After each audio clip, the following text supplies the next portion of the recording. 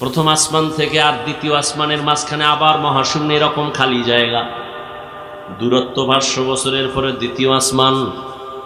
নবী কয় আল্লাহ আমাকে দাওয়াত দিয়া নিছেন, আমি সবগুলো ভেদ করে গেলাম। মক্কা থেকে বাইতুল মাকদিস, ওখান থেকে আল্লাহ আমাকে নিয়ে গেলেন প্রথম আসমানে, গিয়া দেখলাম 2টা দরজা লাগানো নূরের তালা দিয়া, তালাগুলো লক করা, ভেতরে দারোয়ান জিব্রাইল আমার সাথে বলে দরজা খোল। ভেতর থেকে আওয়াজ আসে, মান আনতা, কে তুমি? বলে আনা জিব্রাইল, আমি জিব্রাইল। বলে তোমার সাথে? অমাম্মাক, তোমার সাথে কে? বলে হুয়া মুহাম্মদ সাল্লাল্লাহু আলাইহি ওয়াসাল্লাম। কদ উরসিলা ইলাই, কেন আসছো? অনুমতি নিয়ে আসছো নি? ভেতরের দারোয়ান জিগায়, হ্যাঁ আল্লাহ অনুমতি দিয়েছেন, দরজা খুলে দাও।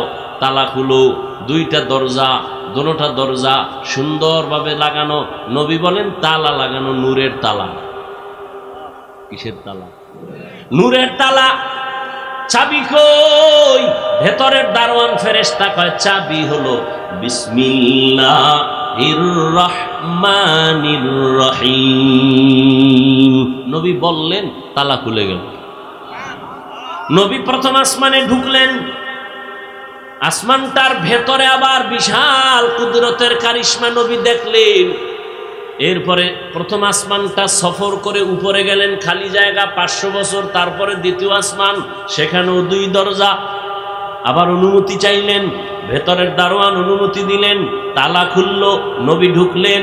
দ্বিতীয় আসমানটা সফর করলেন, ঈসা নবীর সাথে মোলাকাত। ওখান থেকে আবার মহাশূন্য 500 বছরের দূরত্ব। এর উপরে 3 নাম্বার আসমান, নবী ওখানে ঢুকলেন, ঘুরলেন, আবার মহাশূন্য পাড়ি দিলেন। এরপরে ঢুকলেন 4র্থ আসমানে। এইভাবে 7টা আসমান নবী ভেদ করলেন। এরপরে 7 আসমানের উপরে চলে গেলেন নবী, রহমতের নবী। গিয়া দেখেন 7 আসমানের উপরে একটা নূরের ঘর, কাবা। নাম হলো বাইতুল মামুর। নাম কি? নবী দেখলেন ওই বাইতুল মামুরে। আর পিতা ইব্রাহিম আলাইহিস সালাম ট্যাক লাগায় বসে আছেন। 70,000 ফেরেশতার কাফেলারা তাওয়াফ করে। একবার যারা চান্স পেয়েছে, কিয়ামতের আগে আর সুযোগ তারা পাবে না, এত বেশি ফেরেশতাদের সিরিয়াল। নবী বলেন এর উপরে গেলাম, গিয়া দেখলাম বিশাল একটা বড়ই গাছ, সিদরাতুল মুনতাহা। এত বিশাল বড় বড়ই গাছ, গাছের পাতাগুলো হলো কালকে লাল, হাতির কানের মতো বড় বড়। আর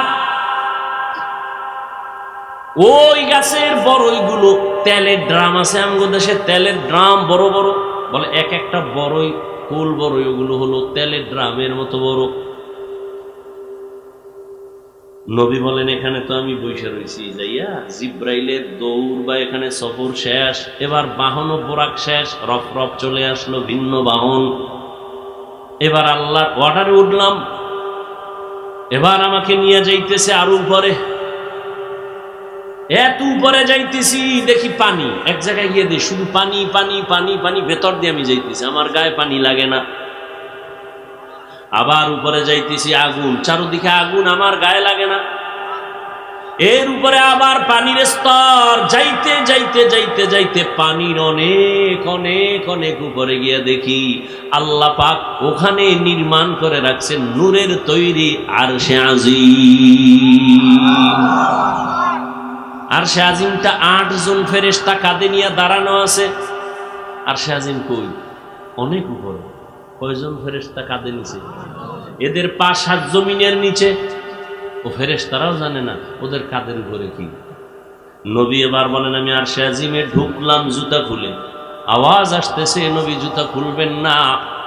মুসা নবী তুর পাহাড়ে খুলছে, এই জন্য আমিও খুলছি। আল্লাহ বলে না, মুসা নবী তুর পাহাড়ে যাবেন আল্লাহর সাথে কথা বলতে, কিন্তু পাহাড় এটা পবিত্র উপত্যকা, এখানে ঢুকতে জুতা নিষেধ করা হয়েছিল। কিন্তু আরশে আজিম অপেক্ষা আছে আপনার জুতার ধুলি নেওয়ার জন্য। রহমতের নবী ঢুকলেন। ঢুকার পর ওই আরশে আজিমের পার্শ্বে দেখে বিশাল বড় একটা তক্তা, মনে আছে নি? তক্তা, সংরক্ষিত তক্তা, লৌহে মাহফুজ, বিশাল বড় তক্তায় পুরা 30 পারা কোরআন শরীফ লেখা। সমস্ত মুফাসসিরিনে কেরাম বলেন ওই লৌহে মাহফুজের মধ্যে তক্তায় কোরআন শরীফ যেই সিরিয়ালে লেখা, বর্তমান কোরআনটাও ওই সিরিয়ালে আছে। এখানে আলহামদু আগে না, ওখানেও আলহামদু সূরা আগে, এরপরে সূরা বাকারা আলিফ লাম মিম যালিকাল কিতাবু লা রাইবা ফি, লৌহে মাহফুজের তক্তার মধ্যে আলিফ লাম পরের সূরা, এইভাবে সাজানো আছে। ওখানে যেমনে সাজানো এখানেও সেইভাবে কোরআনটা আছে। আল্লাহ নবী বলেন আরশে আজিমে ঢুকলাম, এখান থেকে আরো অনেক উপরে, আরো অনেক উপরে হলো আল্লাহ পাকের কুদরতের কুরসি, ওয়াসিআ কুরসিয়ুহুস সামাওয়াতি ওয়াল আরদ, কুরসিটা এত বড়, আসমান জমিন তার পেটের ভেতরে ঢুকানো। আর ওই কুরসিটার চারপাশে 70,000 নূরের পর্দা লাগানো। আল্লাহ আমারে খুব কাছে নিয়ে গেছেন। কথা এদিকে বলার উদ্দেশ্য না, ওই যে কোরআন, ওই কোরআন, ওই কোরআন, বলে কই কোরআন, কত দূরের? ওই লৌহে মাহফুজের কোরআন দূরে না কাছে? কথা বলেন না, দূরে। এদিকে ইশারা করার জন্য আল্লাহ হাদাল কোরআন না বলে বললেন যালিকাল কিতাবু লা রাইবা ফি হুদাল লিল মুত্তাকিন।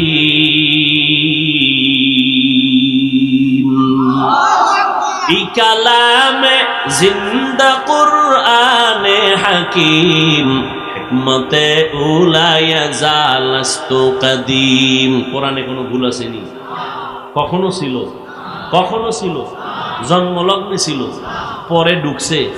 আবাদুল আবাদ কোরআনে কোনো ভুল নাই, তাহলে আল্লাহ কেন অগ্রিম বললেন এ কিতাবে কোনো ভুল নাই? বুঝেননি কথা?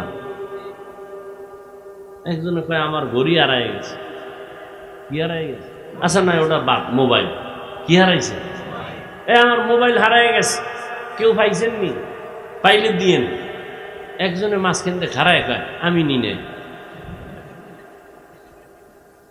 কিন্তু বোঝা যায় না। তোমারে জিজ্ঞাসা তুমি নিছো না, না নিছো, চালাই করে আমি নি নাই। এ কথাটা অগ্রিম না? তোমারে কইছি তুমি নিছো। কোরআনে তো কখনো ভুল ছিল না, কখনো ছিল না, নাই, থাকবেও না। আল্লাহ কেন অগ্রিম বললেন এ কিতাবে কোনো ভুল নাই? মনে হয় যেন আগে কিছু ছিল এখন নাই। বুঝেননি কথা? কথা বুঝেন? কখনোই ছিল না, তো আল্লাহ বলার দরকার কি? যেখানে কোনো ভুল নাই, যালিকাল কিতাব, এটায় কোনো ভুল নাই, অগ্রিম কেন বললেন? এরও অনেকগুলো জবাব, একটা জবাব আমি দিব, সময় অনেক হয়ে যাচ্ছে, একটা জবাব দিচ্ছি। মুফাসসিরিনে কেরাম বলেন যদিও এটায় ভুল নাই, নাই নাই নাই, ছিল না, আছে, এখনো নাই, কখনো থাকবে না, কিন্তু ভুল আছে মনে করে সন্দেহ করার বহু লোক ছিল। সন্দেহ করে নাই? কোরআনের মধ্যে ভুল নাই, কিন্তু সন্দেহ করার লোক ছিল না? ছিল না? ছিল। আল্লাহ ওদেরকে ধমক দিয়ে বলছেন এটা কি মনে করেছ? এটা এমন কিতাব, এটা কালামুল্লাহ। এটা কি? কালামুল্লাহ, আমি আল্লাহর কথা। এজন্য কোরআন শরীফের মাখলুক বলা যায় না, সৃষ্টি বলা যায় না, এটা কালাম, আল্লাহর কথা। এজন্য এটা দেখলে সওয়াব, এটা ধরলে সওয়াব, এটা পড়লে সওয়াব।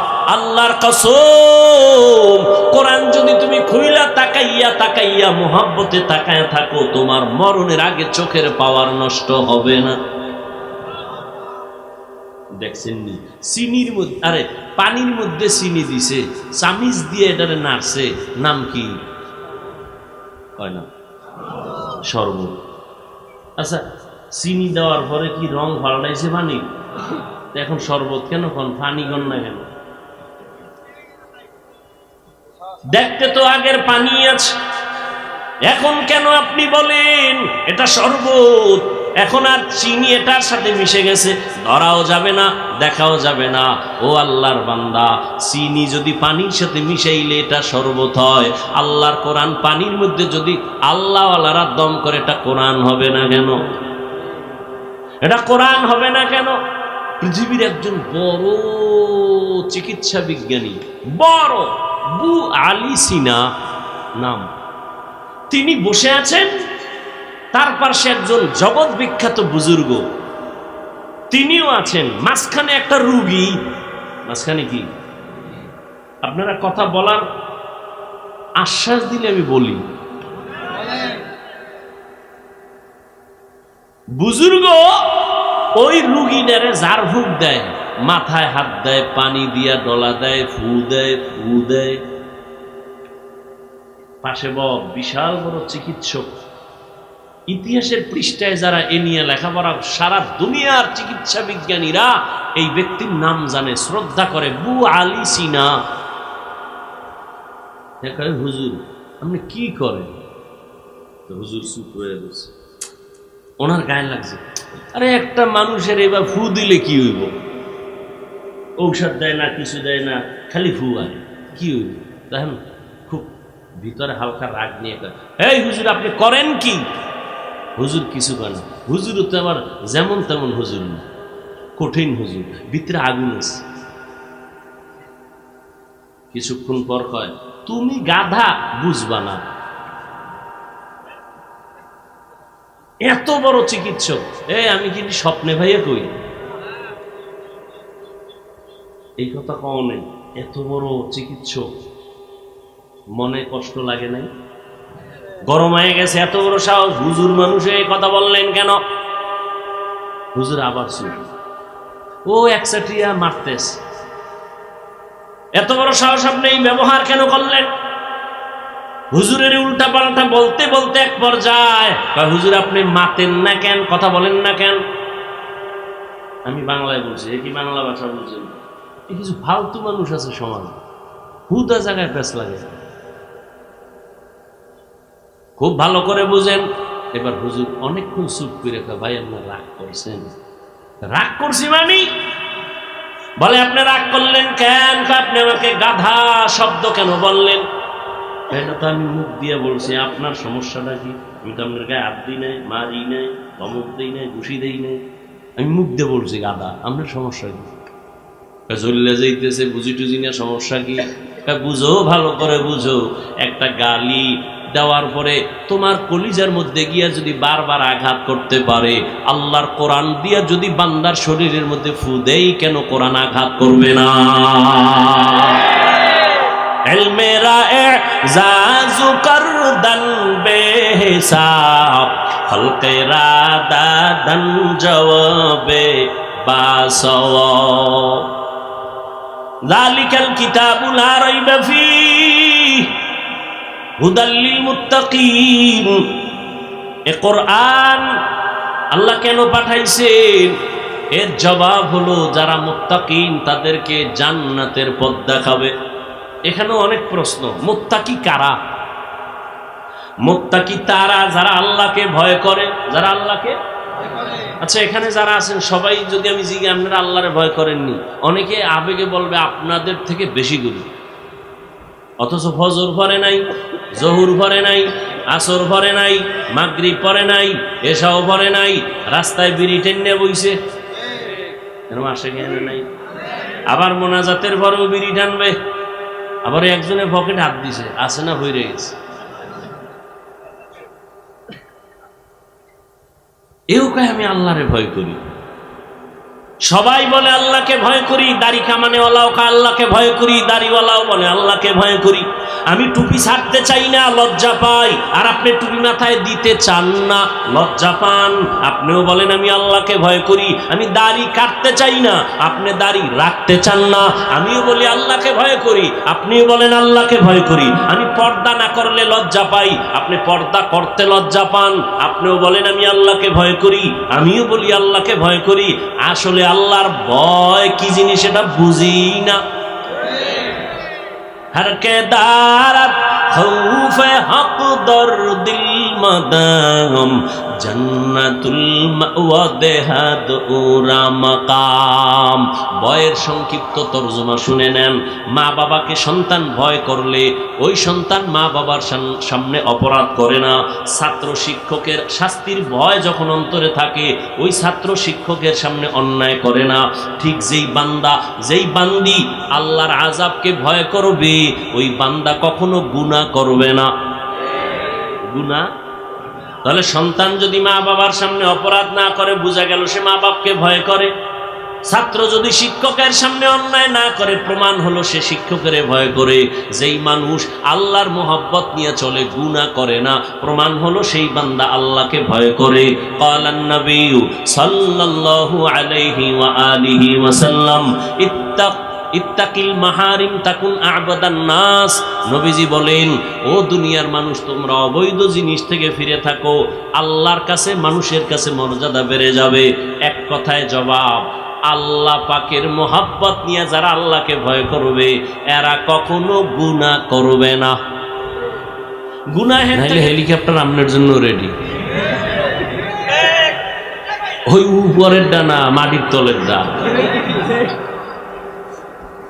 আল্লাহ হেদায়াত দান করুন।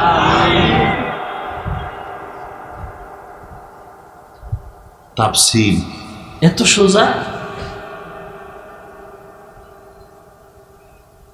মুফাসসিরিনে কেরাম যা লেখছেন ওগুলো মুখস্থ কইরা আসছি ওয়া শোনাবো। তাফসীর করার যোগ্যতা আমার গোষ্ঠীর মধ্যে নাই, সাহসও নাই।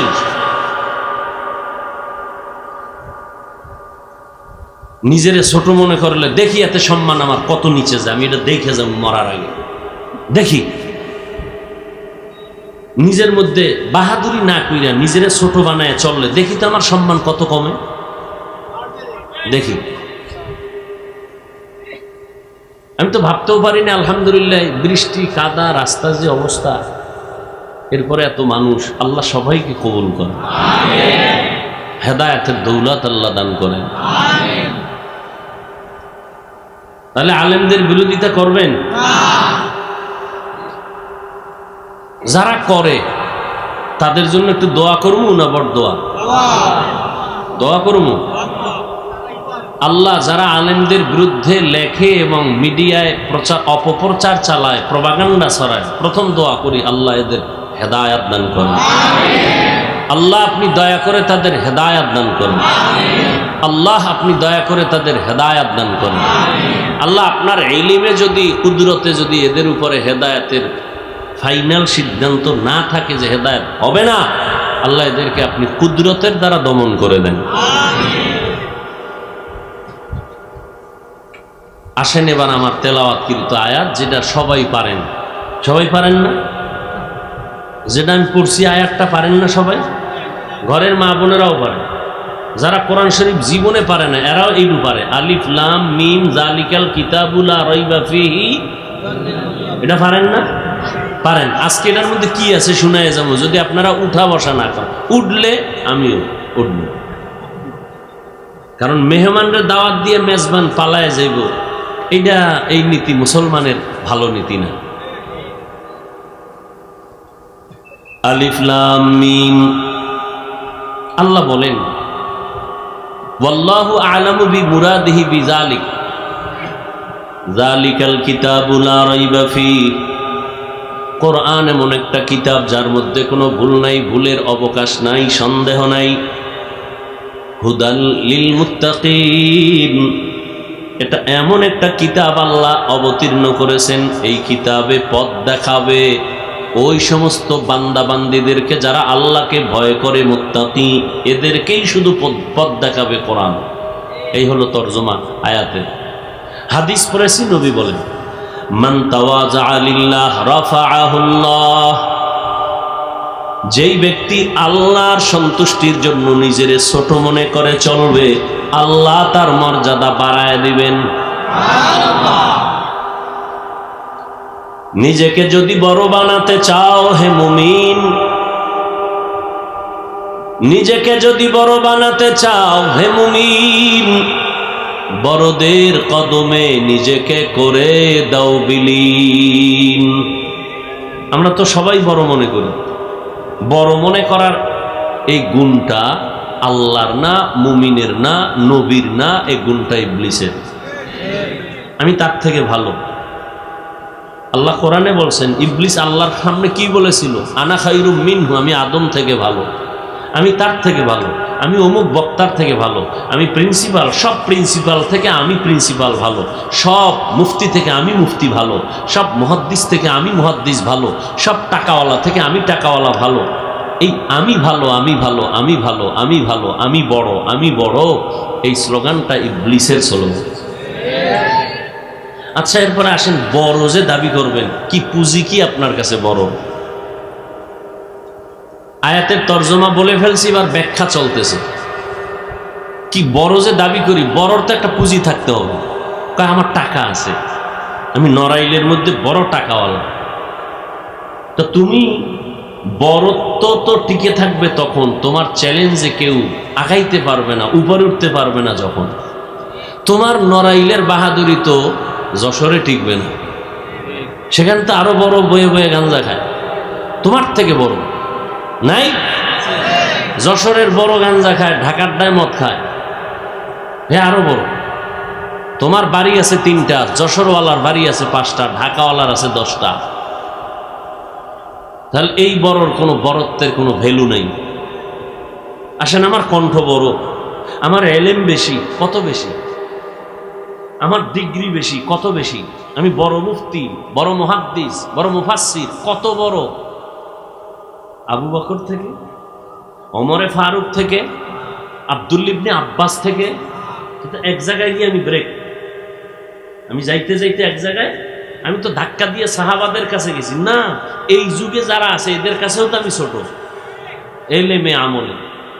আমি ধাক্কা দিয়ে ওদিকে গেলাম বুঝার জন্য, সাহাবাদের থেকে কি বড় মুফাসসির কেউ আছে? আবার সাহাবায়ে কেরাম যত বড় এলেমালা হোক, নবীর তুলনা হবে? রসুলের সাথে তুলনা হবে? কিসের বড়? আপনার বড় গিয়ে যদি এক জায়গায় ধাক্কা খেয়ে নিচে বইরা যায়, এই বড়র ভ্যালু কি? বড় তো তিনি, যার সামনে কোনো বড় নাই, তিনি হলেন আল্লাহ, তিনি হলেন আল্লাহ। এজন্য আমরা বলি আল্লাহু আকবার, যার উপরে কোনো বড় নাই।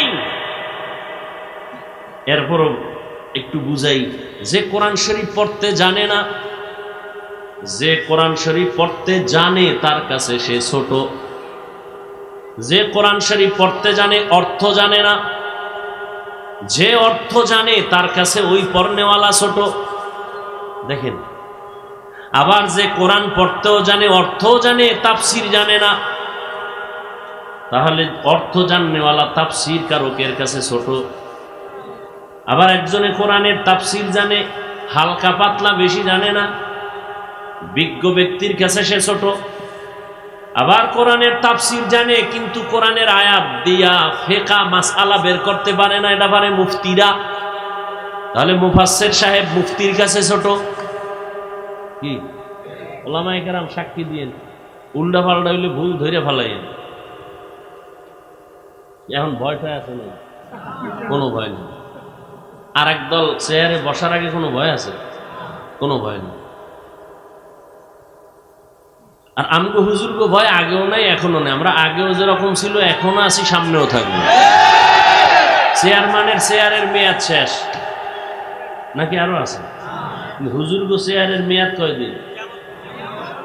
আমরা দুনিয়ায় বাদশা, পরকালেও বাদশা। কি ফিডাফিডি না আপনারা করতেছেন? আমরা তো কোন হুজুরগুলোকে ফিডাফিডি করি না। সেদিনও 10 লাইনের হুজুর লইয়া খাইয়ে লইয়া এরপর আইছে। 10 লাইনের হুজুর, বুঝেননি? এক হুজুরের লইয়া খাইছে, হে তো আমার দেখলি কাফের কইত। সব হুজুর আমরা এক। ওই যে শুরুতে বলছিলাম, যাতে যাতে একটা তাল আছে, মিল আছে। ওলামায়ে কেরাম এক হতে বাধ্য। আপনি এক হবেন কিভাবে? নকল সাইনবোর্ড বাদ দিয়ে আসলটা ধরেন। তুমি আওয়ামী লীগ, বিএনপিকে, জামাতকে, আন্দোলনকে, চরমনাইকে, উজানিকে, সারসিনা সব বাদ, পরিচয় একটা, আমরা মুসলমান। বাস এই স্লোগানে এক হয়ে যায়। দূরত্ব কমায় না। অন্তরে একজনকে গালি দেওয়ার গুণটা অর্জন করলেন, প্রশংসা করার গুণটা অর্জন করতে পারলেন না। একজনকে সিসি কয়া তাড়ায় দেওয়ার গুণটা অর্জন করলেন, বুকে লাগাবার গুণটা অর্জন করতে পারলেন না। কি মুসলমান হইল? আল্লাহ আমাকে আপনাদের সবাইকে হেদায়েতের দৌলত দান করেন, বিনয়ী জিন্দেগি দান করেন। আলিফ লাম মিম, এই অক্ষর দিয়েই দেখেন এখানে কি রহস্য ঢুকানো। পৃথিবীতে যত ভাষা আছে ওই ভাষা শেখার জন্য নির্দিষ্ট কিছু বর্ণ আছে। ওই বর্ণগুলো কখনো থাকে বিক্ষিপ্ত, কখনো থাকে বিন্যস্ত। যেমন ক খ সরু সারেয়া, এটি বাংলা ভাষার জন্য বাংলা বর্ণ। ABCD ইংলিশ শেখার জন্য ইংরেজি বর্ণ। উর্দু, হিন্দি, ফার্সি শেখার জন্য ওখানে কিছু বর্ণ আছে। আলিফ বায়ের পরে পে, 3 নক্তা নিচে দেওয়া, তে আছে, জে আছে, গাফ আছে। এগুলো না চিনলে সে ফার্সি বলতে পারবে, ভাষা চিনবে না। কোরআন শিখার জন্য আরবির জন্য 29টা অক্ষর আছে, আলিফ বা তা থা ইয়া পর্যন্ত। এই অক্ষরগুলো কখনো থাকে বিন্যস্ত, কখনো বিক্ষিপ্ত। সরোয়া সরেয়া ক খ গ গহ এগুলো বিন্যস্ত, ক ল ম বিক্ষিপ্ত, আলিফ বা তা সা বিন্যস্ত, আলিফ লাম মিম বিক্ষিপ্ত, আলিফ লাম র বিক্ষিপ্ত। বর্ণকে তাফসীরের ভাষায় মুফাসসিরিনে কেরাম বলেন এগুলোকে হুরুফে মুকাত্তাআত বলা হয়। বাংলা অর্থ কি? আরবি বিক্ষিপ্ত বর্ণমালা। এবার শুনেন এই অক্ষরগুলো যে আল্লাহ কোরআনের আরো অনেক জায়গায় দিয়েছেন। হামিম, কাফ হা ইয়া আইন সাদ, নুন, তাহা, ইয়াসিন, আলিফ লাম রা। আছে না নাই? প্রথম কথা হলো এই অক্ষরগুলোর কোনো অর্থ নাই। সমস্ত মুফাসসিরিনে কেরাম তাফসীর লিখতে গিয়া, তরজমার তাফসীর যখন লেখছেন, নিচে নিচে লেখছেন আলিফ লামের নিচে লেখছেন আল্লাহু আ'লামু বিমুরাদিহি বিযালিক। আমি যত বড় ইমাম ফখরুদ্দিন রাজি হই না কেন, আমি যত বড় মুফাসসির হই না কেন, আমি আলিফ লাম মিমের তরজমা জানি না, রহস্য জানি না। এ বিষয়ে আল্লাহ ভালো জানেন। আমি কি জানি? সামনের থেকে বলতেছি যালিকাল কিতাবু লা রাইবা ফি, এটা এমন একটা কিতাব যার মধ্যে কোনো সন্দেহ নাই। আলিফ লামের তরজমা বাদ দিছে কেন আমি জানি না। মুফাসসিরিনে কেরাম এখান থেকে কিছু নোক্তা বের করেছেন, রহস্য উদ্ঘাটন করেছেন। আল্লাহ অক্ষর দিলেন, এই অক্ষরগুলো দিয়া কি বুঝাইলেন? যে অক্ষরের কোনো অর্থ নাই কেন দিলেন? অর্থহীন অক্ষর কেন দিলেন? সব মুফাসসিরিনে কেরাম এই অক্ষরগুলোর ব্যাপারে বলেন আল্লাহ ভালো জানেন, আমরা কেউ জানি না। এর রহস্য কি? আল্লাহ দিলেন কেন? এর কয়েকটা জবাবের আমি 2টা জবাব হয়তো আপনাদেরকে বলবো, ধৈর্য হারাবেন না। 1 নাম্বার জবাব, প্রশ্ন কি? অর্থ ছাড়া অক্ষর দিলেন কেন? আলিফ লাম মিমের অর্থ নাই, আলিফ লাম রা অর্থ নাই, আল্লাহ দিলেন কেন? কোরআন শরীফ তো এত দামি কিতাব, যেটা দেখলেই সওয়াব, ধরলেই সওয়াব, পড়লেও সওয়াব, জানলেও সওয়াব। এত দামি একটা কিতাব, জমিনের মধ্যে দ্বিতীয় কোনো আর কিতাব নাই। এ কোরআনের সাথে তুলনা দেওয়ার মতো কোনো কিতাব নাই। জমিনে সব লেখকের লেখার মধ্যে ভুল আছে, আল্লাহর দেওয়া কিতাব কোরআনে কোনো ভুল নাই। এমন একটা দামি কিতাব, যদি বান্দা এই অক্ষরগুলো কোরআনের একটা হরফ নামাজের মধ্যে দাঁড়ায় পড়ে, 100 নেক আল্লাহ দান করেন এক একটা অক্ষরের বিনিময়ে। বসে বসে যখন পড়বেন তখন 50টা নেক আল্লাহ দান করবেন। এত সুন্দর দামি কোরআন, এই কোরআনের ভেতরে আল্লাহ কেন অর্থহীন অক্ষর দিলেন? এমন অক্ষর কেন দিলেন যেগুলোর অর্থ নাই? 1 নাম্বার জবাব, আল্লাহ তাআলা গোটা দুনিয়ার মুমিনের ঈমানটারে পরীক্ষা করলেন এই অক্ষর দিয়া। ও মুমিন, তোমার জীবনের পাথেও দিলাম কোরআন। এখন তুমি কি আমার কোরআনটা পুরা মানবা নাকি পুরাটা মানবা না, বুঝলে মানবা নাকি বুঝলে মানবা না? এখানে তোমার পরীক্ষা। যদি কোনো মুমিন বলে আমি আল্লাহর কোরআন বুঝলেও মানি না বুঝলেও মানি, ওই লোকটা রিক্সা ড্রাইভার হলো, সে মুমিন, তার ঈমান তাজা। আর যদি কেউ বলে আমি আল্লাহর কোরআন বুঝলে মানি না বুঝলে মানি না, ও যদি 22 হাত পাগড়িওয়ালা হয়, তাজা বেঈমান। কোরআন সবাই একভাবে বুঝবে না, বুঝার মেধা আল্লাহ দেন নাই। এই কারণে এক একজন এক এক লাইনে বুঝছেন, তো এই জন্য এক এক ধরনের তাফসীর হয়েছে। আল্লাহ মুমিনের ঈমান পরীক্ষা করলেন এই অক্ষরগুলো দিয়া। ও বান্দা, তুমি এতই বুঝো, এতই জানো, তাহলে কোরআনের মধ্যে যে অক্ষরগুলো আছে তুমি বুঝোনি কিছু কয় না। আমাদের তাফসীর কারকরা বুঝেন না, আমি কি বুঝবো? কয় মাননি, কাহা মানি, ঈমান ঠিক আছে। আর যদি কও না আমি অর্থ না জানলে মানি না, না বুঝলে মানি না, তোমার ঈমান শেষ। ঈমান কি শেষ? দ্বিতীয় জবাব, ও অহংকারীরা, যারা মনে মনে ভাবো আমি অনেক বড়, আমার মতো বড় ইলমওয়ালা কেউ নাই, আমি বড়, আমি অনেক বড়, অনেক বড়। তুমি এত জানো? হ্যাঁ, আমি অনেক জানি। কি জানো? আল্লাহ কোরআনের দরজায় 3টা অক্ষর দিলেন, আলিফ লাম মিম। দরজা দিয়া যখন ঢুকবি, এই জাননেওয়ালা, এত জানো, এত জানো, আলিফ লাম মিম কি জানো এই বিষয়ে লেখ। দরজায় গিয়ে মাথা নত করে বলে আমি সব জানি, কিন্তু আলিফ লামের দরজায় আসছি যখন আমি এই বিষয়ে জানি না। এটা জানি না কইলে হবে না, অন্তরে ঢুকা যে তুই আসলে কিছু জানো না। নিজের ছোট মনে কর, বড় মনে করা বাদ দে।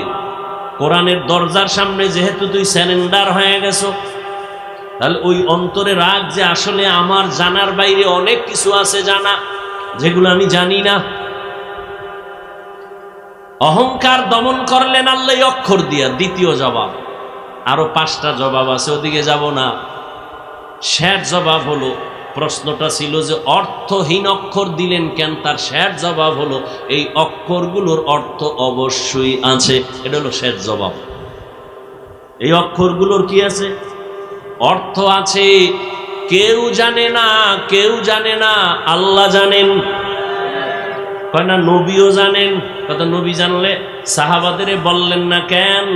কয়টা আল্লাহর সাথে তার সাথে বন্ধুত্ব বজায় রাখার পাসওয়ার্ড। কি অর্থ? গোপন নাম্বার। এগুলো কাউকে বলেন না, এটা ভেদ। এই জন্য আল্লাহ জানেন, নবীও জানেন এগুলোর অর্থ আছে।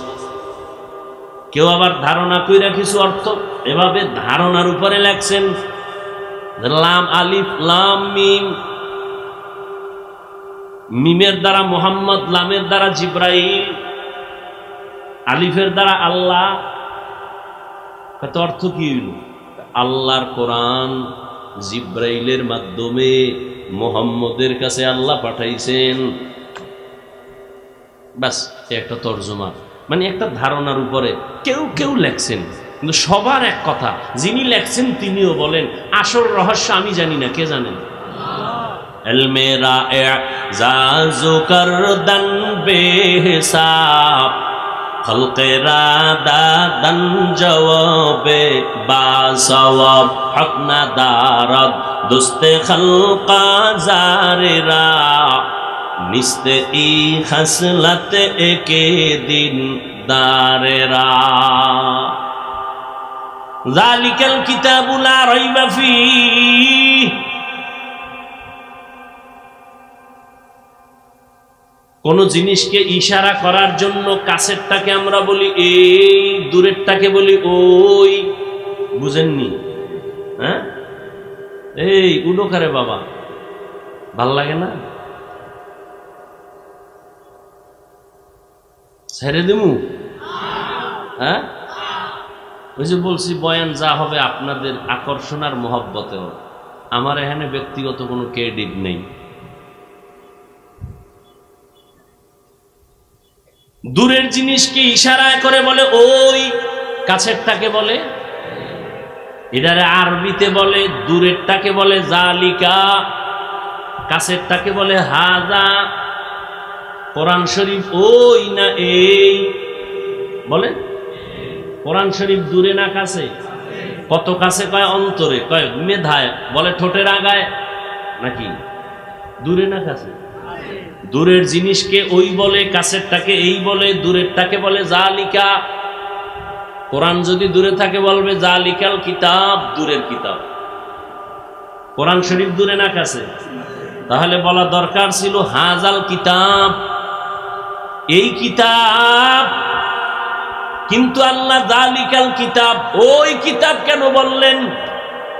দূরেরটাকে কাছেরটাকে দূরে বললেন কেন? প্রশ্ন বুঝেননি কি? এগুলো খারাপ লাগতেছে আপনাদের কাছে? দূরের কোরআন দূর দিয়া বললেন কেন কাছের কোরআন? এক নাম্বার জবাব, জালিকা দ্বারা উদ্দেশ্য হাদাল কিতাব, এখানে ওই দ্বারা এখানে উদ্দেশ্য হলো এই কিতাব, এক জবাব। দ্বিতীয় জবাব, আসলেই কোরআন যদিও তুমি দেখো কাছে, কিন্তু না, যদিও দেখো লেখা কোরআন তোমার হাতের নাগালে আছে, কাগজে লেখা, কিন্তু এর ভেদের রহস্যের ইলম ও মারিফত তোমার মেধা থেকে অনেক অনেক অনেক অনেক দূরে। তিন নাম্বার জবাব, কোরআন এই কিতাব না ওই কিতাব, মানে ওই দূরের কিতাব। বলে কই দূর? বলে ওই আদম আলাইহিস সালাম, ওই নূহ আলাইহিস সালাম, ওই ইব্রাহিম আলাইহিস সালাম, ওই দাউদ আলাইহিস সালাম, ওই ঈসা আলাইহিস সালাম, ওই যত নবীদের আল্লাহ যত ইলম দিলেন, ওখান থেকে নির্যাস আল্লাহ নিয়া কোরআনের মধ্যে দিলেন। এটা এই কিতাব না, ওই সমস্ত নবীদের দেওয়া ইলমওয়ালা কিতাব। বুঝেননি?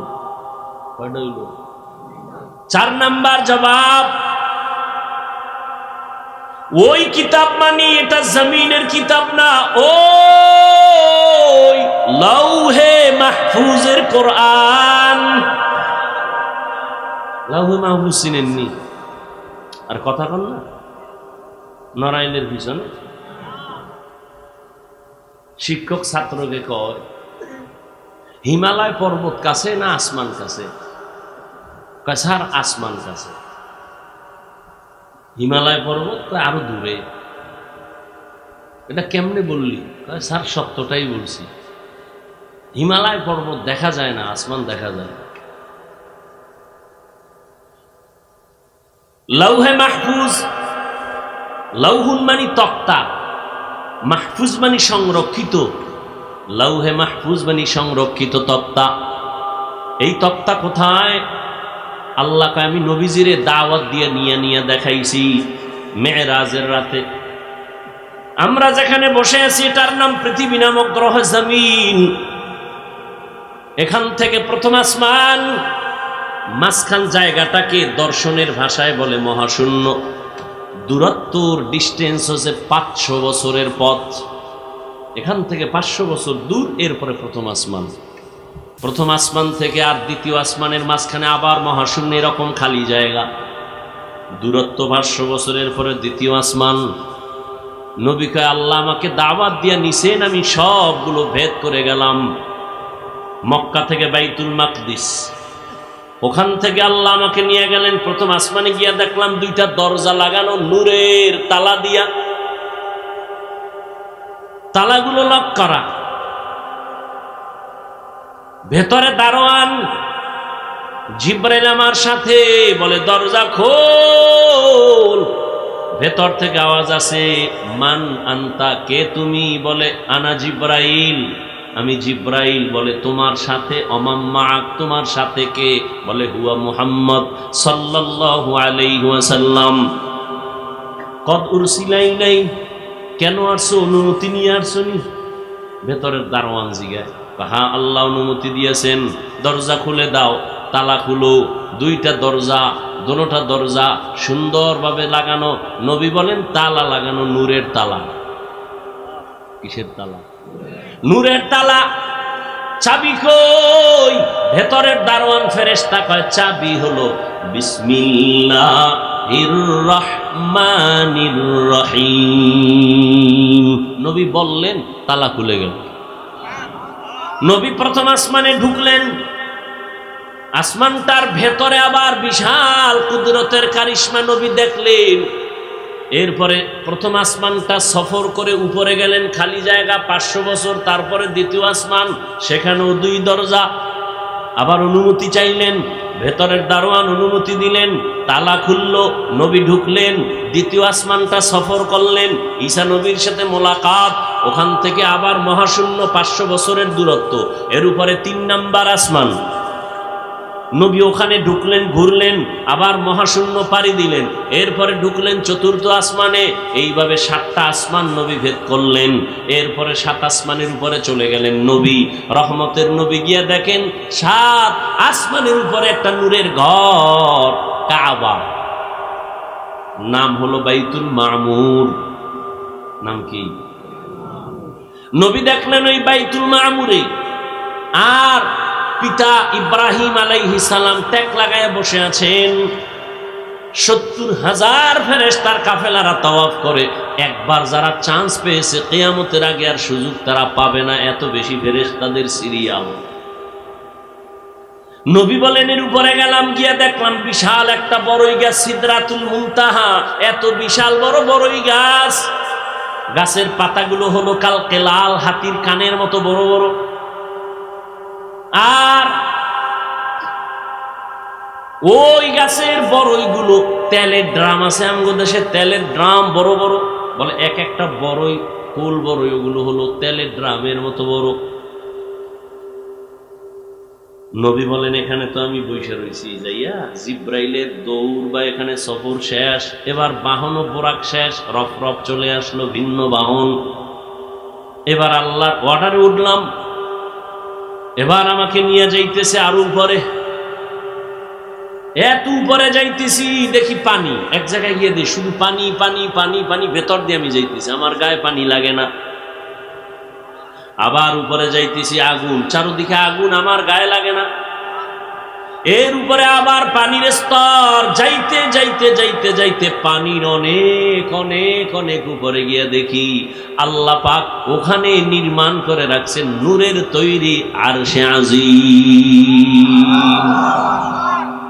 আরশে আজিমটা 8 জন ফেরেশতা কাঁধে নিয়ে দাঁড়ানো আছে। আরশে আজিম কই? অনেক উপরে। কয়জন ফেরেশতা কাঁধে নিচে? এদের পা 7 জমিনের নিচে। ও ফেরেশতারাও জানে না ওদের কাঁধের উপরে কি। নবী এবার বলেন আমি আরশে আজিমে ঢুকলাম জুতা খুলে। আওয়াজ আসতেছে, নবী জুতা খুলবেন না। মুসা নবী তুর পাহাড়ে খুলছে, এই জন্য আমিও খুলছি। আল্লাহ বলে না, মুসা নবী তুর পাহাড়ে যাবেন আল্লাহর সাথে কথা বলতে, কিন্তু পাহাড় এটা পবিত্র উপত্যকা, এখানে ঢুকতে জুতা নিষেধ করা হয়েছিল। কিন্তু আরশে আজিম অপেক্ষা আছে আপনার জুতার ধুলি নেওয়ার জন্য। রহমতের নবী ঢুকলেন। ঢুকার পর ওই আরশে আজিমের পার্শ্বে দেখে বিশাল বড় একটা তক্তা। মনে আছে নি? তক্তা, সংরক্ষিত তক্তা, লৌহে মাহফুজ। বিশাল বড় তক্তায় পুরা 30 পারা কোরআন শরীফ লেখা। সমস্ত মুফাসসিরিনে কেরাম বলেন ওই লৌহে মাহফুজের মধ্যে তক্তায় কোরআন শরীফ যেই সিরিয়ালে লেখা, বর্তমান কোরআনটাও ওই সিরিয়ালে আছে। এখানে আলহামদু আগে না, ওখানেও আলহামদু সূরা আগে। এরপরে সূরা বাকারা, আলিফ লাম মিম যালিকাল কিতাবু লা রাইবা ফি। লৌহে মাহফুজের তক্তার মধ্যে আলিফ লাম পরের সূরা, এইভাবে সাজানো আছে। ওখানে যেমনে সাজানো এখানেও সেইভাবে কোরআনটা আছে। আল্লাহ নবী বলেন আরশে আজিমে ঢুকলাম, এখান থেকে আরো অনেক উপরে, আরো অনেক উপরে হলো আল্লাহ পাকের কুদরতের কুরসি। ওয়াসিআ কুরসিয়ুহুস সামাওয়াতি ওয়াল আরদ। কুরসিটা এত বড়, আসমান জমিন তার পেটের ভেতরে ঢুকানো। আর ওই কুরসিটার চারপাশে 70,000 নূরের পর্দা লাগানো। আল্লাহ আমারে খুব কাছে নিয়ে গেছেন। কথা এদিকে বলার উদ্দেশ্য না, ওই যে কোরআন, ওই কোরআন, ওই কোরআন বলে, কই কোরআন? কত দূরের? ওই লৌহে মাহফুজের কোরআন। দূরে না কাছে? কথা বলেন না, দূরে।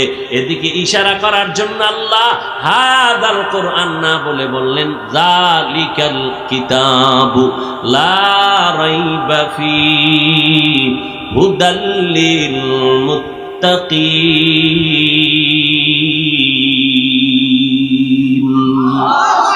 এই কালামে জিন্দা কুরআনে হাকিম, হিকমতে উলায়া জালাস্তু কাদিম। কোরআনে কোনো ভুল আসেনি? কখনো ছিল? কখনো ছিল? জন্মলগ্নে ছিল, পরে ঢুকছে। আবাদুল আবাদ কোরআনে কোনো ভুল নাই। তাহলে আল্লাহ কেন অগ্রিম বললেন? এ কিতাবে কোনো ভুল নাই। বুঝেননি কথা? একজনে কয় আমার ঘড়ি হারায় গেছে। কি হারায় গেছে? আচ্ছা না, ওটা বাদ। মোবাইল কি হারাইছে? আমার মোবাইল হারায় গেছে। কেউ পাইছেন নি? পাইলে দিয়েন। একজনের মাঝখান থেকে হারায় কয় আমি নি নাই, কিন্তু বোঝা যায় না। তোমার জিজ্ঞাসা তুমি নিছো না না নিছো, চালাই করে আমি নি নাই। এ কথাটা অগ্রিম না? তোমারে কইছি তুমি নিছো। কোরআনে তো কখনো ভুল ছিল না, কখনো ছিল না, নাই, থাকবেও না।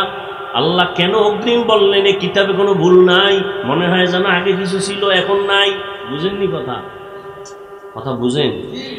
কখনোই ছিল না, তো আল্লাহ বলার দরকার কি? যেখানে কোনো ভুল নাই, যালিকাল কিতাব, এটায় কোনো ভুল নাই, অগ্রিম কেন বললেন? এরও অনেকগুলো জবাব। একটা জবাব আমি দিব, সময় অনেক হয়ে যাচ্ছে, একটা জবাব দিচ্ছি।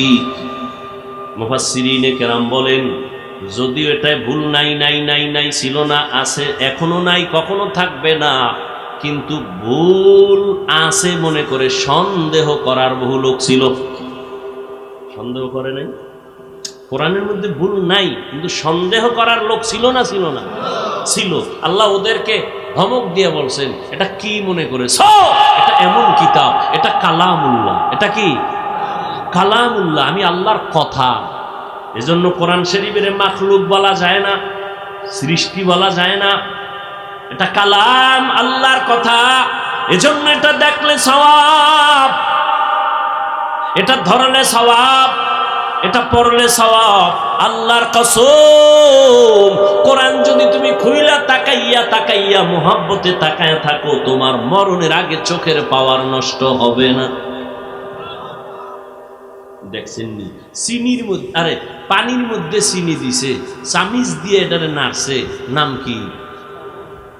কয় না? শরবত। আচ্ছা, চিনি দেওয়ার পরে কি রং পাল্টাইছে পানি? এখন শরবত কেন কোন? পানি কোন না কেন? দেখতে তো আগের পানি আছে, এখন কেন আপনি বলেন এটা শরবত? এখন আর চিনি এটার সাথে মিশে গেছে, ধরাও যাবে না, দেখাও যাবে না। ও আল্লাহর বান্দা, চিনি যদি পানির সাথে মিশাইলে এটা শরবত হয়, আল্লাহর কোরআন পানির মধ্যে যদি আল্লাহওয়ালারা দম করে, এটা কোরআন হবে না কেন? এটা কোরআন হবে না কেন? পৃথিবীর একজন বড় চিকিৎসা বিজ্ঞানী, বড় আবু আলী সিনা নাম, তিনি বসে আছেন, তার পাশে একজন জগৎ বিখ্যাত বুজুর্গ, তিনিও আছেন, মাঝখানে একটা রুগী। মাঝখানে কি? আপনারা কথা বলার আশ্বাস দিলে আমি বলি। বুজুর্গ ওই রুগীটারে ঝাড়ফুঁক দেয়, মাথায় হাত দেয়, পানি দিয়া ডলা দেয়, ফু দেয়, ফু দেয়। পাশে বিশাল বড় চিকিৎসক। ইতিহাসের পৃষ্ঠায় যারা এ নিয়ে লেখাপড়া, সারা দুনিয়ার চিকিৎসা বিজ্ঞানীরা এই ব্যক্তির নাম জানে, শ্রদ্ধা করে, আবু আলী সিনা। হুজুর আপনি কি করেন? হুজুর চুপ হয়ে বসে, ওনার গায়ে লাগছে, আরে একটা মানুষের এবার ফু দিলে কি হইব, ঔষধ দেয় না, কিছু দেয় না, খালি ফু আরে কি হইব। দেখেন খুব ভিতরে হালকা রাগ নিয়ে কয়, এই হুজুর আপনি করেন কি? হুজুর কিছু করে না। হুজুর তো আবার যেমন তেমন হুজুর না, কঠিন হুজুর, ভিতরে আগুন আছে। কিছুক্ষণ পর কয়, তুমি গাধা, বুঝবা না। এত বড় চিকিৎসক, আমি কিন্তু স্বপ্নে ভাইয়া কই এই কথা কও নেই, এত বড় চিকিৎসক, মনে কষ্ট লাগে নাই? গরম হয়ে গেছে, এত বড় সাহস, হুজুর মানুষে এই কথা বললেন কেন? হুজুর আবার চুপ, ও একসাটিয়া মারতেস, এত বড় সাহস আপনি এই ব্যবহার কেন করলেন? হুজুরের উল্টা পাল্টা বলতে বলতে এক পর্যায়ে, হুজুর আপনি মাতেন না কেন, কথা বলেন না কেন? আমি বাংলায় বলছি, কি বাংলা ভাষা বুঝছেন? কিছু ফালতু মানুষ আছে সমাজে, হুদা জায়গায় প্যাঁচ লাগে। খুব ভালো করে বুঝেন। এবার হুজুর অনেকক্ষণ চুপ করে, ভাই আপনার রাগ করছেন? রাগ করছি মানে? বলে আপনি রাগ করলেন কেন? আপনি আমাকে গাধা শব্দ কেন বললেন? এটা তো আমি মুখ দিয়ে বলছি, আপনার সমস্যাটা কি? আমি তো আপনার গায়ে হাত দিই নাই, মারি নাই, ধমক দিই নাই, ঘুষি দেই নাই, আমি মুখ দিয়ে বলছি গাধা, আপনার সমস্যা কি? চলে যাইতেছে, বুঝি টুঝি না, সমস্যা কি? বুঝো, ভালো করে বুঝো, একটা গালি দেওয়ার পরে তোমার কলিজার মধ্যে গিয়া যদি বারবার আঘাত করতে পারে, আল্লাহর কোরআন দিয়া যদি বান্দার শরীরের মধ্যে ফু দেই, কেন কোরআন আঘাত করবে না? মেরা এজাজু করদন বেহিসাব, খলকেরা দাদন জওয়াবে বাসওয়াব, যালিকাল কিতাবু লা রাইবা ফীহি হুদাল লিল মুত্তাকিন। এ কোরআন আল্লাহ কেন পাঠাইছেন? এর জবাব হলো যারা মুত্তাকিন তাদেরকে জান্নাতের পথ দেখাবে। এখানেও অনেক প্রশ্ন, মুত্তাকি কারা? মুত্তাকি তারা যারা আল্লাহকে ভয় করে, যারা আল্লাহকে, আচ্ছা এখানে যারা আছেন সবাই যদি আমি জিজ্ঞাসা আপনারা আল্লাহরে ভয় করেননি, অনেকে আবেগে বলবে আপনাদের থেকে বেশি করি, অথচ ফজর পড়ে নাই, জহুর পড়ে নাই, আসর পড়ে নাই, মাগরিব পড়ে নাই, এশাও পড়ে নাই, রাস্তায় বিড়ি টেনে বইছে, এরকম আসে কেন নাই? আবার মোনাজাতের পরেও বিড়ি টানবে, আবার একজনের পকেটে হাত দিছে, আছে না হয়ে গেছে। এও কয় আমি আল্লাহরে ভয় করি। সবাই বলে আল্লাহকে ভয় করি, দাড়ি কামানেওয়ালাও আল্লাহকে ভয় করি, দাড়িওয়ালাও বলে আল্লাহকে ভয় করি। আমি টুপি ছাড়তে চাই না, লজ্জা পাই, আর আপনি টুপি মাথায় দিতে চান না, লজ্জা পান। আপনিও বলেন আমি আল্লাহকে ভয় করি। আমি দাড়ি কাটতে চাই না, আপনি দাড়ি রাখতে চান না। আমিও বলি আল্লাহকে ভয় করি, আপনিও বলেন আল্লাহকে ভয় করি। আমি পর্দা না করলে লজ্জা পাই, আপনি পর্দা করতে লজ্জা পান। আপনিও বলেন আমি আল্লাহকে ভয় করি, আমিও বলি আল্লাহকে ভয় করি। আসলে আল্লাহর ভয় কি জিনিস এটা বুঝি না। हर के दारत खौफ हक दर दिल मदाम जन्नतुल मावा देहाद उरा मकाम। ভয়ের সংক্ষিপ্ত তরজমা শুনে নেন। মা বাবাকে সন্তান ভয় করলে ওই সন্তান মা বাবার সামনে অপরাধ করে না। ছাত্র শিক্ষকের শাস্তির ভয় যখন অন্তরে থাকে ওই ছাত্র শিক্ষকের সামনে অন্যায় করে না। ঠিক যেই বান্দা যেই বান্দি আল্লাহর আযাবকে ভয় করবে ওই বান্দা কখনো গুনাহ করবে না। গুনাহ তাহলে সন্তান যদি মা বাবার সামনে অপরাধ না করে বোঝা গেল সে মা বাপকে ভয় করে।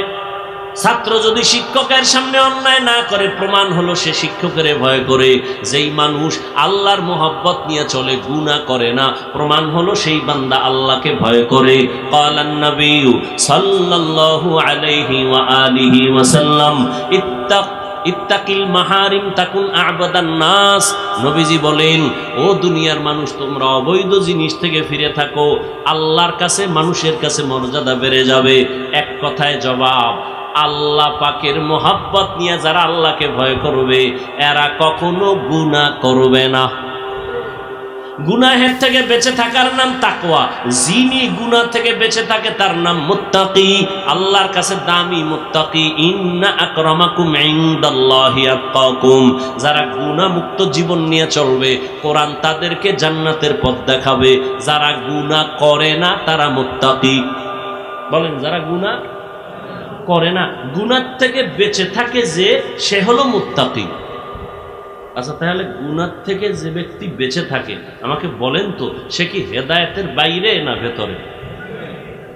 বাইরে।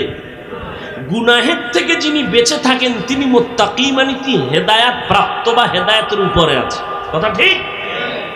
আল্লাহ কি বলছে? হুদাল্লিল মুত্তাকিন। মুত্তাকিনদেরকে হেদায়েত দিবে কোরআন শরীফ। আরে মুত্তাকিন তো হেদায়েতের উপরেই আছে, নাইলে মুত্তাকি হয় কেমনে? ওরে গুনাহমুক্ত হইয়া হেদায়েতের উপরে আছে বিদায় সে তো মুত্তাকি। তাকে আবার কিসের হেদায়েত দিবে কোরআন? সে তো হেদায়েতের উপরেই আছে, এজন্যই তো তার উপাধি মুত্তাকি। কোরআন শরীফ আবার তাদেরকে কিসের হেদায়েত করবে? প্রশ্ন হয় না? হয় না? হয়, মানে কঠিন। মুত্তাকিন তো গুনাহ করে না, সে তো হেদায়েতের উপরে আছে। আল্লাহ কেন বলেন মুত্তাকিনদেরকে হেদায়েত করবে কোরআন শরীফ? মুত্তাকিন তো হেদায়েতের উপরেই আছে, আবার কিসের হেদায়েত করবে? এর কয়েকটা জবাবের সংক্ষেপ একটা জবাব হলো, মুত্তাকি তুমি হেদায়েতের উপরে আছো, কিন্তু এটা ফাইনাল না। ভয় ভয় ভয়, এতটাই ভয় না জানি কখন তুমি ছিটকে পড়ে যাও, হেদায়েতের রাস্তা থেকে তুমি উল্টায় যাও। এরকম কত আল্লাহর বান্দার ইতিহাস এ জমিনের মধ্যে আছে। এত হেদায়েতের উপরে থাকার পরেও হঠাৎ করে ছিটকে পড়ে গেছেন, লাইন থেকে লাইনচ্যুত হয়ে গেছেন। ও আল্লাহর বান্দা, ওই ঘটনা বলার সময় আমার ভেতরে নাই। হেদায়েতের উপরে ছিল, কিন্তু ভয় কখন জানি পড়িয়া যায়, কখন জানি হেদায়েত থেকে দূরে সরে যায়, বলা যায় না। ভয় আছে না নাই? কিন্তু বান্দা, কোরআন যদি ধরিয়ে রাখতে পারো, ইনশাআল্লাহ কোরআনের বরকতে পড়ে যাওয়ার ভয় থাকবে না। হেদায়েতের রাস্তা থেকে পড়ে যাওয়ার ভয় থাকবে না। বলে ধরে রাখবো কি? বলে কোরআন। বেশি বেশি কোরআন পড়ো। আল্লাহকে মোহাব্বতের ময়দানে, আল্লাহকে কাছে টানার জন্য, আল্লাহর মোহাব্বত বেশি বাড়াবার জন্য মাধ্যম হলো দুইটা। একটা হলো কোরআন তেলাওয়াত, আর একটা হলো নামাজ।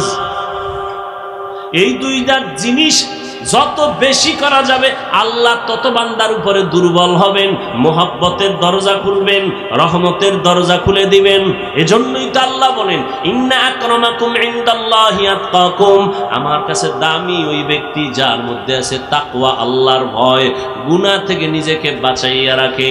ওয়া আম্মা মান খাফা মাকামা রাব্বিহি ওয়া নাহান নাফসা আনিল হাওয়া ফাইন্নাল জান্নাতা হিয়াল মাওয়া। আর কে দারত খৌফে হক দারুদিল মাদাম জান্নাতুল মাওয়া দেহাদ উরা মাকাম।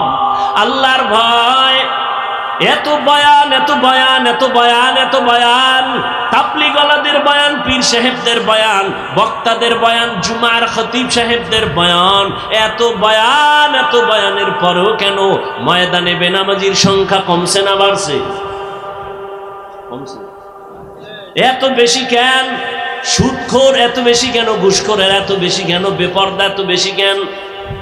এর একমাত্র কারণ, যত বয়ান করি না কেন, আল্লাহর ভয় তাকওয়া না আসলে বান্দার আমল সুন্দর হবে না। আল্লাহ পাকের ভয় অন্তরে ঢুকাও।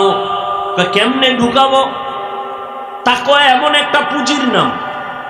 আল্লাহ কোরআন শরীফের মধ্যে বলেছেন, এই তাকওয়া যাদের মধ্যে আসবে তাদের 6টা পুরস্কার আল্লাহ নগদ দুনিয়াতে দিবেন। কয়টা? আখেরাতে দিবেন 2টা। কয়টা? টোটাল কয়টা হইল? আখেরাতের 2টা কি? 1, বিনা হিসাবে জান্নাত। আরো আস্তে করে বলেন, বিনা হিসাবে জান্নাত। দ্বিতীয় পুরস্কার মুত্তাকিনদের জন্য, পরকাল জীবনে পর্দা ছাড়া ডাইরেক্ট আল্লাহর সাথে হবে মোলাকাত। আর দুনিয়াতে কয়টা? 6টা। কয়টা? কার জন্য এই পুরস্কার? মুত্তাকি। মুত্তাকি কারা? যারা বিড়ি টানে। হুজুরকে গালি দেয়। তার কারা মুত্তাকি? যারা গুনাহ থেকে নিজেকে বাঁচায় রাখে। এজন্য আমি সুন্দরভাবে বলি, ও মুমিন, নেক আমল করতে পারো বা না পারো, গুনাহ করিও না। এই স্লোগানটা অন্তরে ধারণ করো, বিনা হিসাবে জান্নাত। নেক আমল করতে পারি আর না পারি, গুনাহ করব, এর নাম তাকওয়া। নেক আমল করতে পারি বা না পারি, গুনাহ করব না। কারো প্রশংসা করতে পারি বা না পারি, বদনাম করব না। কারো উপকার করতে পারি বা না পারি, ক্ষতি করব না। এর নাম তাকওয়া, আল্লাহর ভয়। এরে আল্লাহর গোলাম, ভালো করে বুঝেন, মুত্তাকি যারা হবেন তাদের জন্য জান্নাত। আল্লাহ কোরআনে বলেন 6টা পুরস্কার আমি দুনিয়ায় দিব। ওমাইয়াত্তাকিল্লাহ ইয়াজআল লাহু মাখরাজা ওয়া ইয়ারযুকহু মিন হাইসু লা ইয়াহতাসিব। আল্লাহ বলেন, মুত্তাকি যদি হইয়া চলো, ইচ্ছা করে গুনাহ করবা না, অনিচ্ছায় যদি গুনাহ হইয়াও যায়, চোখের গুনাহ, হাতের গুনাহ, কানের গুনাহ, জবানের গুনাহ, আছে না নাই? সব গুনাহ থেকে যদি নিজেরে বাঁচায় রাখো, আমি আল্লাহ কুদরতি সাহায্যের রাস্তা খুলে দিয়ে তোমাকে সমস্ত বিপদ থেকে হেফাজত করব। আর একটা পাওয়ার দেব তোমাকে, পাওয়ার। এই জমিনের যারা ব্যবসা বাণিজ্য করেন, এটার মধ্যে একটা পাওয়ার আছে না? হালকা পাতলা বানা দিয়া পাওয়ার লয়। আল্লাহকে আমি জমিনে একদল বান্দাকে পাওয়ার দেই, তারা মুত্তাকি, এদের একটা স্পেশাল পাওয়ার দেই। এই পাওয়ারটা আর কাউকে দেই না। ইয়া আইয়ুহাল্লাযীনা আমানুত্তাকুল্লাহ, ইয়া আইয়ুহাল্লাযীনা আমানু ইন তাত্তাকুল্লাহ ইয়াজআল লাকুম ফুরকানা ওয়া ইউকাফির আনকুম সাইয়্যাতিকুম ওয়া ইয়াগফির লাকুম যুনুবাকুম ওয়াল্লাহু যুল ফাযলিল আযীম। আমি যে পাওয়ারটা দেব, কোরআনের ভাষায় পাওয়ারের নাম ফুরকান। পাওয়ারের নাম কি? মা মা'নাল ফুরকান? হুয়া নূরুম মিন ইলাহি। ফুরকান মানে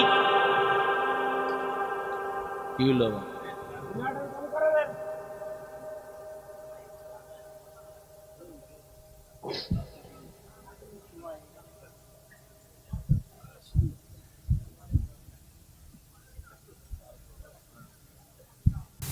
আল্লাহ হেদায়েত দান করুন। কি কথা বলতেছিলাম? ফুরকান নামের পাওয়ার আল্লাহ দান করবেন যারা গুনাহ থেকে নিজেকে বাঁচাইয়া রাখে। ফুরকান মানে আল্লাহর দেওয়া নূরের আলো। পাওয়ারের নাম কি? ফুরকান। ফুরকান মানে কি? নূরের আলো। কয় এটা দিয়ে কি করবে? কয় মা ফুররিকা বিহি বাইনাল হাক্কি ওয়াল বাতিল। এমন একটা আলো আল্লাহ দেন, নূরের আলো, যে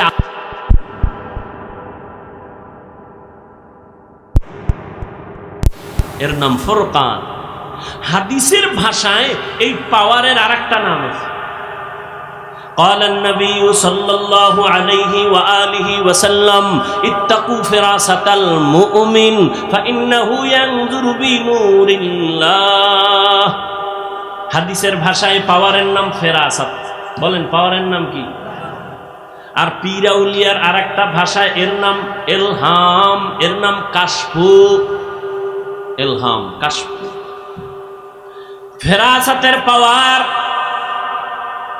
ওমরে ফারুক রাদিয়াল্লাহু তাআলা আনহু জুমার খুতবায় দাঁড়াইয়া খুতবা দিতেছেন, হঠাৎ অপ্রাসঙ্গিক একটা শব্দ বললেন, ইয়া সারিয়াতা আল জাবাল।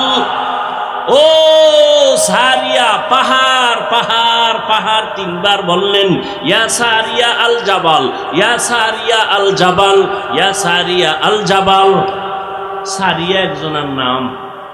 এরে ওমর খুতবায় বইয়া কইতেছে, এই সারিয়া, পাহাড় পাহাড় মানে পাহাড়কে পেছনে ফেলে যুদ্ধ চালাও, শত্রু জানো আসতে না পারে, একদিক থেকে যুদ্ধ চালাও। সারিয়াই আওয়াজ শুনে ফেলাইছে। কত দূরে ছিল সারিয়া? মুফাসসিরিনে কেরাম লেখছেন 3000 কিলোমিটার দূরে।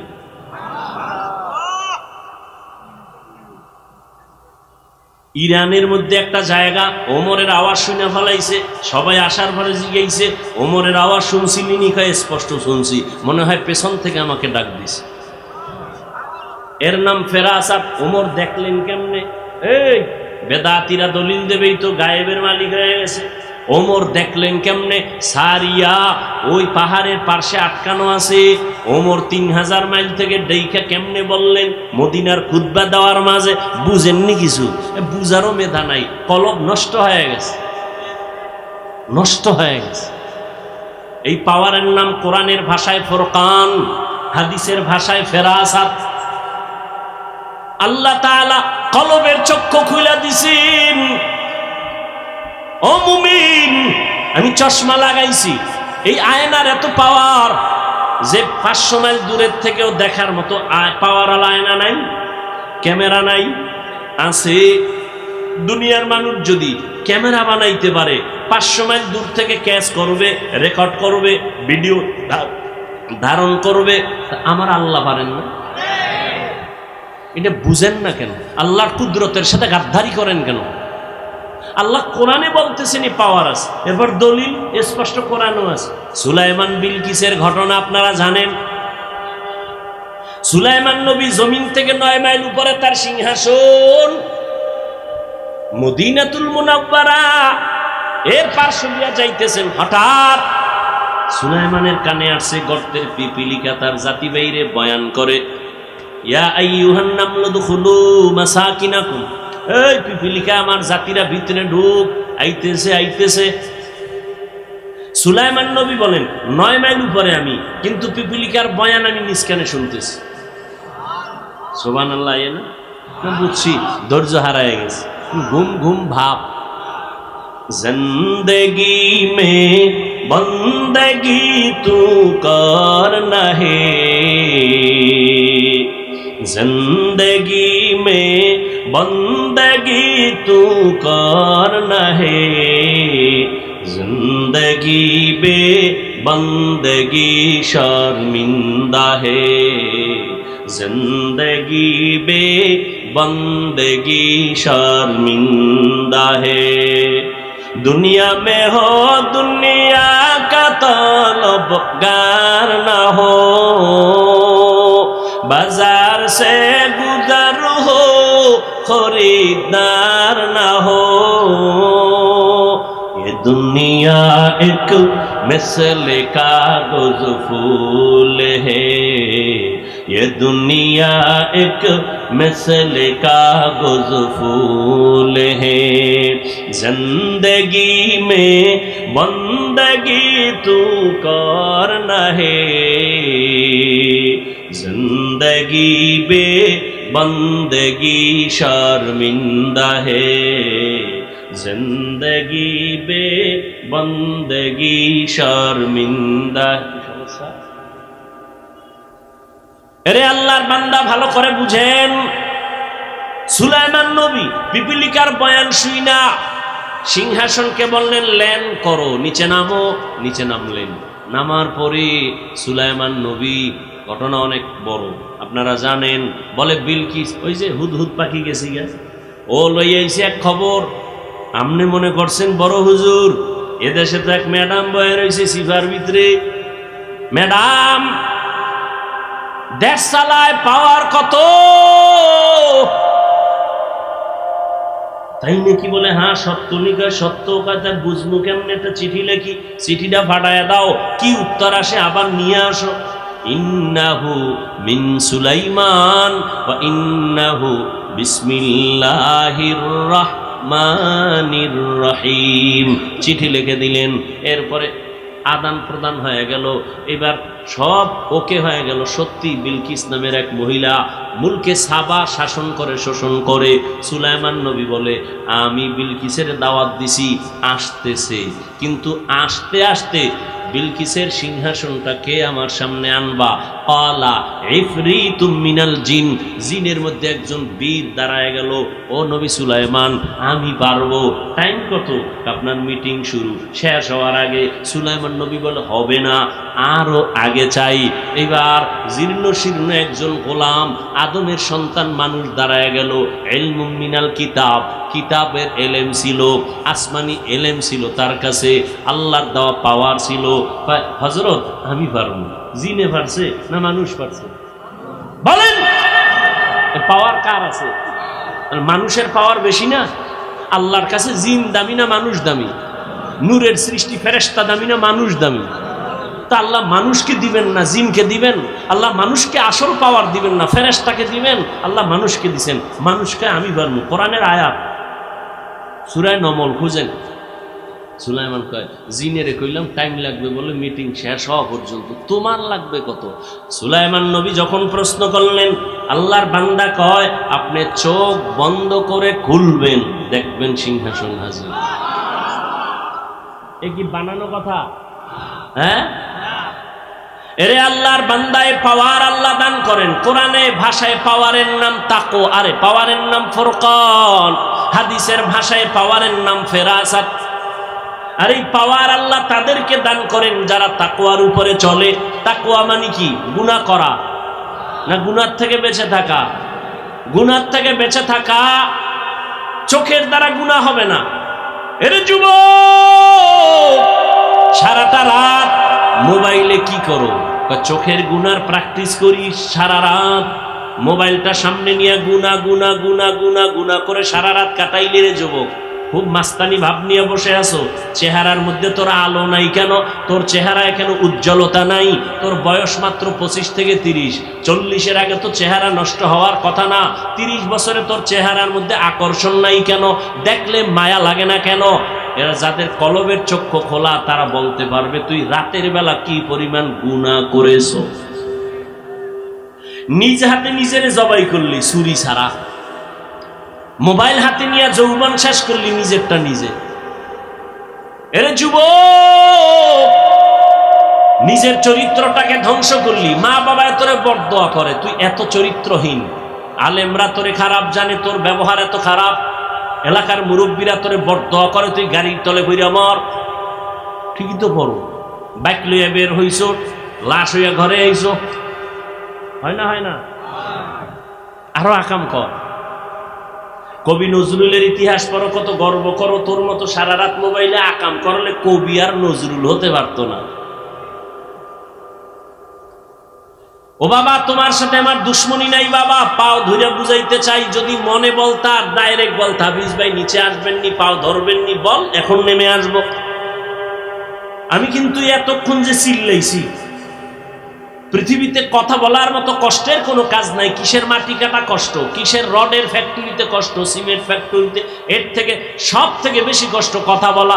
এরপর যদি আবার টাইম মতো ঘুমাইতে না পারি, এরপর যদি টাইম মতো খানা না খাইতে পারি, তোমার ব্যালেন্স তো হারায় যায়।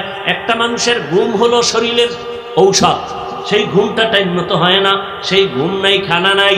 এরপর আবার চিল্লাইয়া 1 মিনিট 2 মিনিট না ঘন্টাকে ঘন্টা, তাও আবার এক লাইনের মানুষ না, হরেক লাইনের মানুষ। এক লাইনের হইলে না একটু বুঝা যাইতো, আলেম হইলে চুপচাপ একটা বইলে দৌড়। এখানে বহু লাইনের মানুষ, যারা আমারে কাফের বললে খুশি হয়, রাতের ঘুমটা আরামে হয়, এরাও এখানে বসে আছে। আছে না নাই? সব লাইনের মানুষগুলো ঠিক মনকে এক লেভেলে রাইখা বয়ান করা কত যে কঠিন। একটু যদি গরম কথা উল্টা পাল্টা হয়ে যায়, মনে কষ্ট চলে আসবে। ও আল্লাহর বান্দারা, এতক্ষণ যে চিল্লাইয়া তোমাদের পায়ে ধরে ধরে বিনয়ের সাথে বয়ান করি, শুধু আমি না, সব আলেম ওলামারা। ও আল্লাহর বান্দারা, এই জন্য আমি ঢাকায় গতকালও বলছি, সারা দেশে বলি, যুবকদেরকে একটা দায়িত্ব দেব। জীবনে বহু কিছু করছো, আমার এই দায়িত্বটা পালন করবি। যদি বুকে সাহস থাকে, বিবেক ঠিক থাকে, আমার কথা যদি তোর যুক্তিতে মিলে যায়, কথাটা হলো এই জমিনে ভালো করে মনে রাখবি, ওলামায়ে কেরামদের অবদান ভুলে যাওয়া যাবে না। দুনিয়াতে জীবনে বহু বন্ধু পাইছো, বান্ধবী পাইছো, সবগুলো আল্লাহর কসম, জীবনে যত বন্ধু পাইছো সব হলো ধান্দাবাজ, স্বার্থপর। নেতার পিছনে দৌড়াও না, এ স্বার্থপর। মেজাজ গরম হইলে, স্বার্থে আঘাত লাগলে দল থেকে নাম কাটবে না, কল্লা কেটে ফেলবে। ঠিক নেই? আল্লাহর কসম একবার, আল্লাহর কসম দুইবার, আল্লাহর কসম 3 বার। কসমের কথা বিশ্বাস না করলে তোর ঈমান নাই। ওয়াল্লাহি বিল্লাহি তাল্লাহি, কসম খাইয়া বলে গেলাম, 500 টাকা খরচ গেল, একটা পেস্টুন করবি, রাস্তার মোড়ে মোড়ে স্লোগানটা টানায় দিবি। পৃথিবীতে কিয়ামত পর্যন্ত তোর আজীবনের নিরেট নিঃস্বার্থ তোর কলিজার বন্ধু একমাত্র, শুধুমাত্র, কেবলমাত্র উলামায়ে আহলে হক। আর সব গাদ্দার আর ধান্দাবাজ। বলবি মা, না, মা স্বার্থপর, বাবা স্বার্থপর। বাবা আপন মাইয়াডারে হোটেলে ঢুকায় রাতের বেলা কয় আজকের রাতের জন্য তুই আমার কাছে স্ত্রীর মতো। ইন্ডিয়ার খবর, ইন্ডিয়ার খবর, সোনার বাংলার তাজা খবর শুনাইতেছি। তাজা। কোন দেশে আছো?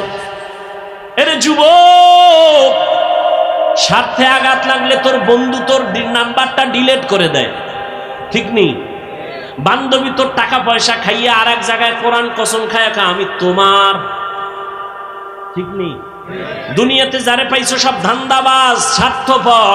কিন্তু ওলামায়ে কেরামদের দিকে তাকাইয়া দেখ, খাওন নাই, ঘুম নাই, কষ্ট করে পাও ধরে ধরে তোমাকে কি বুঝায় আমার দলে আসো? বুঝায় একবারও? কিন্তু এই যে বয়ান করি, কই পাঁচকুল্লির বয়ান তো করি নাই, কই চরমনের পক্ষে তো বলি নাই যে ওখানে না গেলে মরছো। কওমি মাদ্রাসায় লেখাপড়া করছি বলি নাই তো কওমিতে না পড়লে তোর জাহান্নাম ছাড়া উপায় নাই। পীর মুরিদির লাইনে বয়ান করি, কই একবারও তো বলি নাই পীরের কাছে না গেলে তুই জাহান্নামী। আমার মতো টুপিওয়ালা বুজুর্গ হইয়া পাগড়ি লাগা, এক হাতে তসবি লাগা তো বলি নাই। ও আল্লাহর বান্দা, ওলামায়ে কেরামদের বন্ধু বানাইয়া চলো। 5 বেলার নামাজ পড়ো, স্কুলে পড়ো আলহামদুলিল্লাহ, কলেজে পড়ো আলহামদুলিল্লাহ, চাকরি করো, ব্যবসা করো, ইঞ্জিনিয়ার হও, ডাক্তার হও, প্রফেসর হও, কলিজা দিয়া দোয়া করি। তবে বেয়াদব হবি না, অনুরূপ। ডাক্তার হ, বেয়াদব হইস না। ইঞ্জিনিয়ার হ, কপাল খুলে যাবে, তবে বেয়াদবি করবি না। মায়ের সাথে, বাবার সাথে, হুজুরদের সাথে, শিক্ষকের সাথে কখনো, তা কপাল শেষ। মরার আগেই বিচার, পরে না আগে। তুমি দেখো না, আমি দেখছি, নাম কইতাম না, বহু প্রমাণ লইয়া এরপরে কথা বলি। বেয়াদবি কইরা রাস্তায় ল্যাংড়া হয়ে ঘুরতেছে। শিক্ষকের সাথে বেয়াদবি করে পাগল হয়ে গেছে, আলেমের সাথে বেয়াদবি করে রাস্তার পাগল হয়ে গেছে। এখন মাইয়া পোলাও চিনে না, উলঙ্গ হয়ে রাস্তাঘাটে ঘুরে। বহু প্রমাণ নিয়ে বলতেছে এগুলো। বেয়াদবি করিস না, জীবনে যা করো আর না করো। তুই যদি আমার বিরোধিতা করো, যুবককে বলছি, রাগ করিস না বাবা, খুব আপন মনে করে বলতেছি, তুমি যদি আমার বিরোধিতা করো, বলো তো তোমার কি লাভ আছে এখানে? বুঝলাম তুমি আমার ক্ষতি করবা, ঠিক আছে, তোমার লাভটা কি? আচ্ছা, আমার বিরুদ্ধে 10 পৃষ্ঠা বা লাইভে দিলা, 10 ভিডিও সাইরে দিলা আমার বিরুদ্ধে, তোমার ফায়দা কি? তোমার কোনো দল টাকা দিবে? আচ্ছা, আমার ক্ষতি যদি না হয় তা তোমার এই বিরোধিতা করে লাভ কি? তুমি যদি আমার বিরুদ্ধে যাইয়া যদি আমার বয়ান বন্ধ করাইতে পারো, তাহলে আল্লাহর কাছে ভিডা ফাটা যাই খাও, অন্তত দুনিয়া এতটুকু সান্ত্বনা ভাবি যে আমার পাওয়ার খাটাইছে। কই, কিছু তো করতে পারো নাই, তো কেন এগুলো করো? এজন্য বল, আমি না, সবার বেলায় বলছি, বেয়াদবি করিও না। আমি হাফিজুর রহমানকে, অনেকে প্রশ্ন করে, হাফিজ ভাই আপনি এই পর্যন্ত আসলেন কেমনে? আমি কি, যত লাইন আছে এর আধা সেকেন্ডের জবাব হলো আমি জীবনে বেয়াদবি করি না। এটা একটা বড় পুঁজি আমার, আলহামদুলিল্লাহ। না মুরব্বীদের সাথে, না মা বাবার সাথে, কারো সাথে না, কোনো বক্তার সাথেও না। আমি উল্টাপাল্টা বক্তা যে লাইনে যে থাক, আমি তাদের কানে আওয়াজ আসলে ওদের বয়ানও আমি শুনি। ছোটদের থেকে অনেক কিছু শিখার আছে। হিংসা করবো কেন? ওর রিজিক ও খায়, আমি বাধা দিতে পারবো? আল্লাহ করবে কি সব যদি আমি করি? যেই বিচার বান্দা ছেড়ে দেয় আল্লাহর হাতে, ওই বিচারটা কঠিন। ওই বিচারটা কি হয়? কঠিন। আল্লাহ হেদায়েত দান করুন। কতটা তুফানের মাঝখানে জীবনকে পরিচালনা করতেছে, কতটা তুফান। এই চোখে কি দেখলাম, কে উঠলো আর নামলো, কে ধস করে পড়ে গেল। আল্লাহ বেয়াদবির থেকে হেফাজত করেন, আদবওয়ালা জিন্দেগি আমাদেরকে দান করেন। তুমি ডাক্তার হও, কোনো বাধা নাই, ইসলাম তোমাকে নিষেধ করে না। প্রফেসর হও, বাধা নাই। তুমি ইঞ্জিনিয়ার হও, বাধা নাই। বাধা তো নাই, ওই বরং মুসলমানের জন্য গর্ব। কিন্তু দাবি আমার একটা, বেয়াদব হইও না। ও যুবক, তুমি মা বাবার দোয়া নিয়ে, আলেমদের পরামর্শ নিয়ে, মুরব্বীদের নেক নজর নিয়ে 5 বেলার নামাজ পড়ো। তোমার মতো যুবক জীবনে মাদ্রাসায় পড়ে নাই, স্কুল কলেজে পড়িয়া নামাজ পড়ে 5 বেলার আছে না নাই? তুমি তোমাকে জিজ্ঞাসা করো, তুমি পারো না কেন? কোনো ওয়াজ লাগবে না, এই ওয়াজ কামে লাগাও ভাই। তুমি আজীবন যদি দুরুদ পড়ো, তসবিহ পড়তে রাত 1000 বার আর ফজর না পড়ো, কি হবে এই দুরুদ দিয়ে? তুমি কোটি কোটি উপকার করলা মানুষের, নামাজ পড়লা না টাইম মতো, কি হবে কি তোমার এই উপকারের দ্বারা? ও যুবক, তোমার মতো যুবক রাস্তায় গাড়ি চালায়, নামাজ ছাড়ে না, তুমি কেন পারো না বাবা? তোমার মতো যুবক আজকে নদীর মধ্যে মাছ ধরে, কৃষি কাজ করে, নামাজ ছাড়ে না, তুমি কেন পারো না? আমার মাওলার কোরআনটা কি মিথ্যা মনে করেছো? ও যুবক বাবা, তুমিও আল্লাহর গোলাম, আমিও আল্লাহর গোলাম। তোমার আল্লাহ আমার আল্লাহ এক, তোমার নবী আমার নবী এক, তোমার কোরআন আমার কোরআন এক, তোমার কাবা আমার কাবা এক, ধর্ম এক, কালেমা এক, নাকি আলাদা? দুনিয়াতে আসছি তাও এক, নাকি তুমি লঙ্গি হয়ে যাইছো? ভাই কথা বলো। বিদায়বেলা কাফনের সংখ্যা হবে 3টা, তাও এক। আমি বক্তার জন্য একটা বেশি হবে, গরিব রিক্সা ড্রাইভারের একটা কাফন কম হবে। কে ধনী কে গরিব, সবার বেলায় কাফন 3টা, মহিলাদের বেলায় 5টা, কালার হবে আলাদা। হুজুরদের কাফনের কালার একরকম, তোমাদের একরকম না রে বাবা, কালারও হবে এক, কাফনের উপরে লেখা থাকবে কোন হুজুরের কোন লাশ, থাকবে না? শেষ বাহাদুরি। আমি আজকে বক্তা কত ভাব, তুমি শ্রোতা, তুমি ডাক্তার, আমি রোগী কত ভাব। সাদা কাফনে যেদিন ঢুকবি সেই দিন বুঝবি ভাব কি জিনিস। ডাক্তারের লাশটা যেমন পরে থাকবে, রোগীর লাশটাও পরে থাকবে, আলেমের লাশ যেমন থাকবে, যারা আলেম না তাদের লাশ এমন পরে থাকবে। কাফনে লেখা থাকবে না বড় হুজুরের লাশ, মালিক আর গোলামের লাশগুলো সাদা কাফনে একাকার হয়ে যাবে। যেই কবরে রাখবে ওই কবরের সাইজটাও হবে এক, সবার কবরের সাইজ হবে এক। ও আল্লাহর বান্দারা, ওই কবরে রাইখা যাবাই যখন চলে যাবে, প্রশ্ন হবে 3টা, সবার বেলায় এক। আমাকে যেই প্রশ্ন করা হবে আপনাদের সে একই প্রশ্ন করা হবে। রবের পরিচয় দাও, ধর্মের পরিচয় দাও, রহমাতুল লিল আলামিনের পরিচয় দাও। এই 3টা প্রশ্নের জবাব যারা দিতে পারবে তাদের কবর হবে জান্নাতের টুকরা, যারা দিতে পারবে না তাদের কবর হবে জাহান্নামের গর্ত। ও আল্লাহর বান্দারা, ও যুবক বাবারা, আজকে তুমি কত যুক্তি দিয়া চলতেছো। ও আল্লাহর গোলাম, আজকে আমিও যদি তোমার মতো বিবেক খাটাইয়া টুপিটা ফালাইয়া চলতাম, কেউ বাধা দিত না। আমি প্যান্ট শার্টটাই লাগাইয়া দাড়ি কাইটা যদি মাস্তানি ভাব নিয়ে চলতাম, কেউ আমারে বাধা দিত না। টুপি মাথায় দিলে মাথা গরম, তাও বুঝি। দাড়ির কারণে যৌবনের ভাব চলে যায়, তাও বুঝি। এই জামাটা গায়ে দেওয়ার কারণে অনেক গরম লাগে, তাও বুঝি। আবার কত টুপিওয়ালাদের মানুষ গালি দেয়, কত বাজে কথা বলে, তোমরাও কত কথা বলো, সব আমরা জানি, শুনি, বুঝি। একবারও কেন টুপি ফালাই না, দাড়ি ফালাই না, নামাজ সারি না রে বাবা, বেপরদায় চলি না? এর একমাত্র কারণ আমার মাওলার কোরআন সত্য, নবীর কথা সত্য, জাহান্নাম সত্য। ও যুবকেরা, একটু নিজেরা আমাকে জবাব দাও, আল্লাহর কোরআনে জান্নাতের বয়ান আসেনি? ভাই বলো, আল্লাহর কোরআনে জাহান্নামের বয়ান আসেনি? কে জান্নাতে যাবে কে জাহান্নামে যাবে আল্লাহ তাও বয়ান করছেন। ইন্নাল আবরারা লাফি নাঈম ওয়া ইন্নাল ফুজ্জারা লাফি জাহিম। নেক আমলওয়ালাদের জন্য জান্নাতের সুসংবাদ, গুনাহগার যারা তাদের জন্য জাহান্নামের দুঃসংবাদ। ও আল্লাহর বান্দারা, এই জাহান্নামের ভয়, শাস্তির ভয়, এর নাম তাকওয়া। এই ভয়টা অন্তরে জমাইয়া এরপরে আবু বকর সিদ্দিক রাদিয়াল্লাহু তাআলা আনহু, সদকার মাল খাওয়া তার জন্য হারাম। তার গোলামের সৎকার একটা মাল তিনি খেয়ে ফেলছেন। এবার জিগায় প্রতিদিন কি খাওয়াও হাদিয়া, আজকে না জিগায় খেয়ে ফেলছেন। ও গোলাম কি খাওয়াইলি? খাওয়ার পরে কয় এটা সৎকার হাদিয়া। এবার রাগ হয়ে গেছে, কেন খাওয়াইলি? আঙ্গুল গলার মধ্যে দিয়া বমি করতে চেষ্টা করলেন, বমি হয় না। একজনে বলে পানি বেশি কইরা পান করে বমি করেন, পানি পান কইরা এরপরে সেই খাদ্যটা ভেতর থেকে ফালাইয়া দিলেন। এটা আল্লাহর ভয়, তাকওয়া ছাড়া সম্ভব না। হুদাল্লিল মুত্তাকিন। তাকওয়া এমন একটা পাওয়ার, এমন একটা পুঁজি। ইন্নামা ইয়াতাকাব্বালুল্লাহু মিনাল মুত্তাকিন। তাকওয়ার পুঁজি ছাড়া আল্লাহর কাছে তোমার আমল কবুল হবে না রে বাবা। এই তাকওয়া বড় দামি এক সম্পদ। আল্লাহর ভয় অন্তরে জমা করো। ও আল্লাহর গোলাম ওমরে ফারুক রাদিয়াল্লাহু তাআলা আনহুর ঘটনা সেদিন আমি কিতাবে দেখলাম।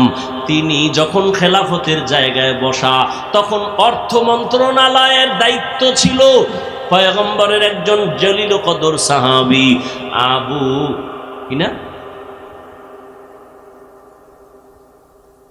আবু উবায়দা ইবনুল জাররাহ রাদিয়াল্লাহু তাআলা আনহু। ওমর ঈদের দিন আসতেছে আগামীকাল। স্ত্রী কয়, বাজার টাজার যা হইছে, কিন্তু বাচ্চাদের একটু জামা কাপড় দরকার, টাকা লাগে। টাকা তো নাই। কথা, আপনি যে রাষ্ট্র পরিচালনা করেন, 1 মাসের অগ্রিম বেতন নিয়ে আসেন। ওমর চিঠি লিখলেন আবু উবায়দা ইবনুল জাররাহর কাছে, আমার 1 মাসের বেতনটা অগ্রিম দাও। চিঠি চলে গেল আবু উবায়দা ইবনুল জাররাহর কাছে রাদিয়াল্লাহু আনহু। তিনি চিঠি পাইয়া কান্না শুরু করলেন। তিনি পাল্টা চিঠি লিখলেন খলিফাতুল মুসলিমিনের কাছে, ও খলিফাতুল মুসলিমিন, আমি আপনাকে 1 মাস অগ্রিম টাকা দিব যদি আপনি আমার 2টা প্রশ্নের জবাব দেন। তাকওয়া, তাকওয়া, আল্লাহর ভয়। প্রশ্নটা ওমরের কাছে চলে আসলো। খলিফাতুল মুসলিমিন চিঠি খুইলা দেখতেছেন আবু উবায়দা ইবনুল জাররাহ 2টা প্রশ্ন করছেন। 1 নাম্বার প্রশ্ন, আপনি যে আগামী মাসের বেতন চাইছেন, বলেন আগামী মাস বেঁচে থাকার গ্যারান্টি। ওমর চিঠি পেয়ে চোখের পানি ছেড়ে কাঁদতেছেন। দ্বিতীয় প্রশ্ন, খলিফা, আপনি এখন খেলাফতের চেয়ারে আছেন, আগামী মাসে জনগণ আপনারে ক্ষমতায় রাখবেনি, গ্যারান্টি বুঝেন? আপনি যে অগ্রিম চাইলেন, এই সামনের মাসে জনগণ আপনারে রাখবেনি না জোহরের আগে ভাড়ায় দিবে? আপনি যে ভাবতেছেন, আপনি খাইতেছেন অগ্রিম, সামনে মাসে আপনি ক্ষমতার চেয়ারে বসতে পারবেন নাকি জোহরের আগে যাবেন? গ্যারান্টি। ওমর কাঁদতেছে, মোনাজাত দিয়া কয়, মালিক দয়া করিয়া আবু উবায়দা ইবনুল জাররাহর মাকাম তুমি বাড়ায়া দাও, আমাকে তোমার মোহাব্বতের বন্ধনে আরো আকৃষ্ট করে ফেললো। তাকওয়া বড় কঠিন। আবু বকর খেলাফতে বসা, একদিন বিবি সাহেবা বলে, আমার মিষ্টি খাইতে মনে চায়। রাষ্ট্র পুরা তার হাতে। আবু বকর, বউ কয় মিষ্টি খামু। আবু বকর কয়, মিষ্টি খাওয়ানোর টাকা আমার হাতে নাই। ও বাবা, এগুলো গাঞ্জা খায় বলি না, বুঝো কেমন আল্লাহর ভয়। বিবি সাহেবা কিছুদিন পর হঠাৎ আবার আইসা কিছু টাকা দিছেন। কিছু টাকা দিয়ে কয়, নেন। কয়, কিসের টাকা? কয়, মিষ্টি খাইতে চাইছিলাম ওই সময় না কইছিলেন টাকা নাই, এখন আমি কিছু টাকা জমায়ে দিলাম, এবার আমারে মিষ্টি আইনা দেন। আবু বকর কয়, টাকা কই পাইছো? বিবি সাহেবা কয়, আপনি যে বেতন নেন সরকারি ভাবে, ওই বেতনের টাকার থেকে কিছু কিছু জমাইয়া এই টাকা আমি জোগাড় করেছি, মিষ্টি নিয়ে আসেন। আবু বকর বলে, তাহলে আমি বুঝলাম, আমি যে বেতন নেই, এই টাকাগুলো না হইলে আমার সংসার চলে, তাহলে এই মাস থেকে আমি এই টাকা কমাইয়া বেতন নিব। বুঝেন? আমি এই টাকা কমায় নিব, আর যেই টাকা তুমি আলাদা বানায় রাইখা জমা করে দিছো, এটা আমি অর্থ মন্ত্রণালয় দান করে দিলাম। আল্লাহর ভয়, আল্লাহর ভয়। ওমরে ফারুক রাষ্ট্র চালায়। রাতের বেলা ঘুরতে নামলেন, এলাকার কি হালাত, হঠাৎ করে দেখে একটা ঘরের মধ্যে বাতি জ্বলে। ওমর কান লাগাইলেন, দেখে মা আর মেয়ে কথা বলে, মহিলাদের আওয়াজ। ওমর আস্তে আস্তে গোপনীয়তা রক্ষা করে কাছে গেলেন। কাছে যাইয়া শুনে মা মেয়েটাকে ডাক দিয়া কয়, উটের দুধ কম হয়ে গেছে, অন্য দিনের তুলনায়, পানি মিশাইয়া বাজারে বিক্রি করতে নিয়ে যাবি। মেয়েটা ডাক দিয়া কয়, না না, খলিফাতুল মুসলিমিন ওমর নিষেধ করেছেন। জানলে খবর আছে। মা কয় ওমর তো এখন ঘুমায়, জানবে কেমনে? মেয়েটা ডাক দিয়া কয় মা, যদিও ওমর দেখবে না, আল্লাহ আমাদের দেখবেন। ওমরে ফারুক এতটুকু কথা শুই না চলে গেলেন। ওরা জানলো না যে ওমর এখানে আসছিল। রাষ্ট্র পরিচালনা, রাজনীতি কারে কয়? রাজনীতি কাকে বলে? পৃথিবীর শ্রেষ্ঠ রাজনীতির শিক্ষক আমার রাসূল। রাজনীতি শিখিয়ে গেছেন আমার নবী। রাষ্ট্র সংস্কার করেছেন, শান্তি আর শান্তির বার্তা জমিনে বাস্তবায়ন করে গেছেন ওমর। কোরআনের রাজনীতি, ইসলামের রাজনীতি, মদিনার রাজনীতি, পচা রাজনীতি নয়। কিয়ামত পর্যন্তই আল্লাহর দ্বীন আর এই ইসলামী রাজনীতি যতদিন হবে না, ততদিন জমিনে শান্তি আসবে না। চাপাবাজি করতে পারবা, কেউ খাবে কেউ খাবে না। ঘুমায় ঘুমিয়ে এসিতে তুমি এসি খাবা, কেউ বিদ্যুৎ পাবে না। এই পচা রাজনীতি, র্যাব, আর্মি, পুলিশ, বিডিআর, আরো আরো কত কত কোটি কোটি কোটি কোটি টাকা সরকার দিয়ে এদের তৈরি করছে, অস্ত্র দিয়ে দিছে। দেশ সোজা করো, দুর্নীতি বন্ধ করো, পারে নাই। কিন্তু এদেশের উলামায়ে কেরাম চোখের পানি দিয়ে মানুষের পায়ে ধরে বয়ান করে করে বহু মানুষকে দুর্নীতি মুক্ত করেছে, বেনামাজির থেকে নামাজি বানিয়েছে। কিন্তু সমস্ত বেঈমানগুলো, নাস্তিকগুলো আলেম বিদ্বেষী। আমি চ্যালেঞ্জ করে বলেছি, উলামায়ে কেরাম এই দেশকে যা দিয়েছে নেতৃত্ব দিতে পারে নাই, কিয়ামতের আগে পারবেও না। উলামায়ে কেরাম যা দিয়েছে নিঃস্বার্থভাবে, কি দেয় নাই। এই মানুষগুলোকে দিনের পথে নিয়ে আসছে সরকার। কোটি কোটি টাকা সরকারের তহবিল থেকে খরচ করে র্যাব, আর্মি, পুলিশ, বিডিআর তৈরি করে, হ্যাঁ, আবার এরা এই টাকা খাইয়া জনগণের উপরে আবার গুলি চালায়। কিন্তু উলামায়ে কেরাম এক টাকা খরচ না করে, খাইয়া না খাইয়া, কষ্ট করে করে মানুষগুলোকে দিনদার বানায়, সুদখোর থেকে মুক্ত করায়, হালাল খোর বানায়, বেনামাজির থেকে নামাজি বানায়, পর্দাওয়ালা বানায়। এটা উলামায়ে কেরামের অবদান। এই জন্য যুবকদের বলছি, কালকে থেকে লেখা দাও, পৃথিবীর শ্রেষ্ঠ বন্ধু, নিঃস্বার্থ বন্ধু একমাত্র উলামায়ে আহলে হক। লিখে দাও। আর সব ধান্দাবাজ, স্বার্থপর। উলামায়ে কেরামকে কাছে টানো, দেখা হলেই দোয়া নাও। চালাকি করবে না, বহু চালাকি করছে জীবনে, বহু চালাকরা ধরা খাইছে মরার আগে। সব বাদ দাও। আলেম পাইলেই দোয়া নেই, সালামটা আগে দিব, হুজুর দোয়া করবেন, হুজুর দোয়া করবেন, খালাস। আর কিচ্ছু দরকার নেই। তুমি একজন লেখাপড়া করো, তোমার কারো পিছিয়ে পড়ার টাইম কই? তুমি ঠিকমতো লেখাপড়া করো, তুমি ডাক্তার হও। তুমি যদি ভালো ডাক্তার হতে চাও, লেখাপড়া করতে গেলে তোমার আর ডাইনে ভাবে সময় দেওয়ার টাইম কই? ফেসবুকে সময় দেওয়ার সময় কই? তোমার মোবাইলে সময় দেওয়ার টাইম কই? তুমি যদি ভালো একটা প্রফেসর হতে চাও, তোমার লেখাপড়া করতে হবে। মুরব্বী দেখলে দোয়া নিবা, জীবনটা ফুলের মতো হয়ে যাবে। মরে গেলে কবি নজরুল কেন, এর থেকে আরো সুন্দর ইতিহাস তোমার নামে তৈরি হবে। আকাম সাকাম বাদ দাও। তো বাদ দিতে পারো না কেন? মা বাবার বরদোয়া লাগছে, কোনো বেয়াদবি করছো মনে হয়, এই জন্য কোনো ওয়াজে তোরে ধরে না, কোনো ওয়াজে ধরে না। মা বাবার বরদোয়া লাগছে তোর কপালে, না হয় কোনো এলাকার মুরব্বীর বরদোয়া লাগছে। কোন সময় বেয়াদবি করছো আল্লাহই ভালো জানে। না হয় সবাই মোনাজাতে কান্দে, তোর চোখে পানি আসে না কেন? তোমার মতো যুবক স্কুলে পড়ে, নামাজ পড়ে, তুমি পড়ো না কেন? তোমার মতো যুবক র্যাব, আর্মি, পুলিশ, বিডিআর চাকরি করে, নামাজ পড়ে, তুমি পারো না কেন? তোমার মতো যুবক রাস্তায় গাড়ি চালায়, নামাজ পড়ে, তুমি পারো না কেন? তোমার অবশ্যই কারো না কারো বরদোয়া তোমার কপালে লাগছে। তুমি এখনো সময় আছে, মা বাবার কাছে মাপ চাও। আর মায়ের গিয়া বাসায় গিয়ে কও, মা একটু মাথায় হাত দিয়ে দোয়া করো, আমি তওবার নিয়ত করে ফেলাইছি, কিন্তু আমার চোখে পানি আসে না, মা একটু দোয়া করো। আর সে আজিমে দোয়া চলে যাবে, মাঝখানে কোনো পর্দা থাকবে না। মায়ের দোয়া নাও, বাবার দোয়া নাও, শিক্ষকের দোয়া নাও, বরদোয়া নিও না। পায়ে ধরে বলে গেলাম, বরদোয়ার কাম করিও না। কারো উপকার করতে পারলে করো, না পারলে ক্ষতি করো না। কারো প্রশংসা পারলে করো, কারো বদনাম করিও না। নেক আমল পারলে করো, না হয় গুনাহ করিও না। ওয়াজ শেষ, এই তিন কথাই ওয়াজ। এটার নাম তাকওয়া।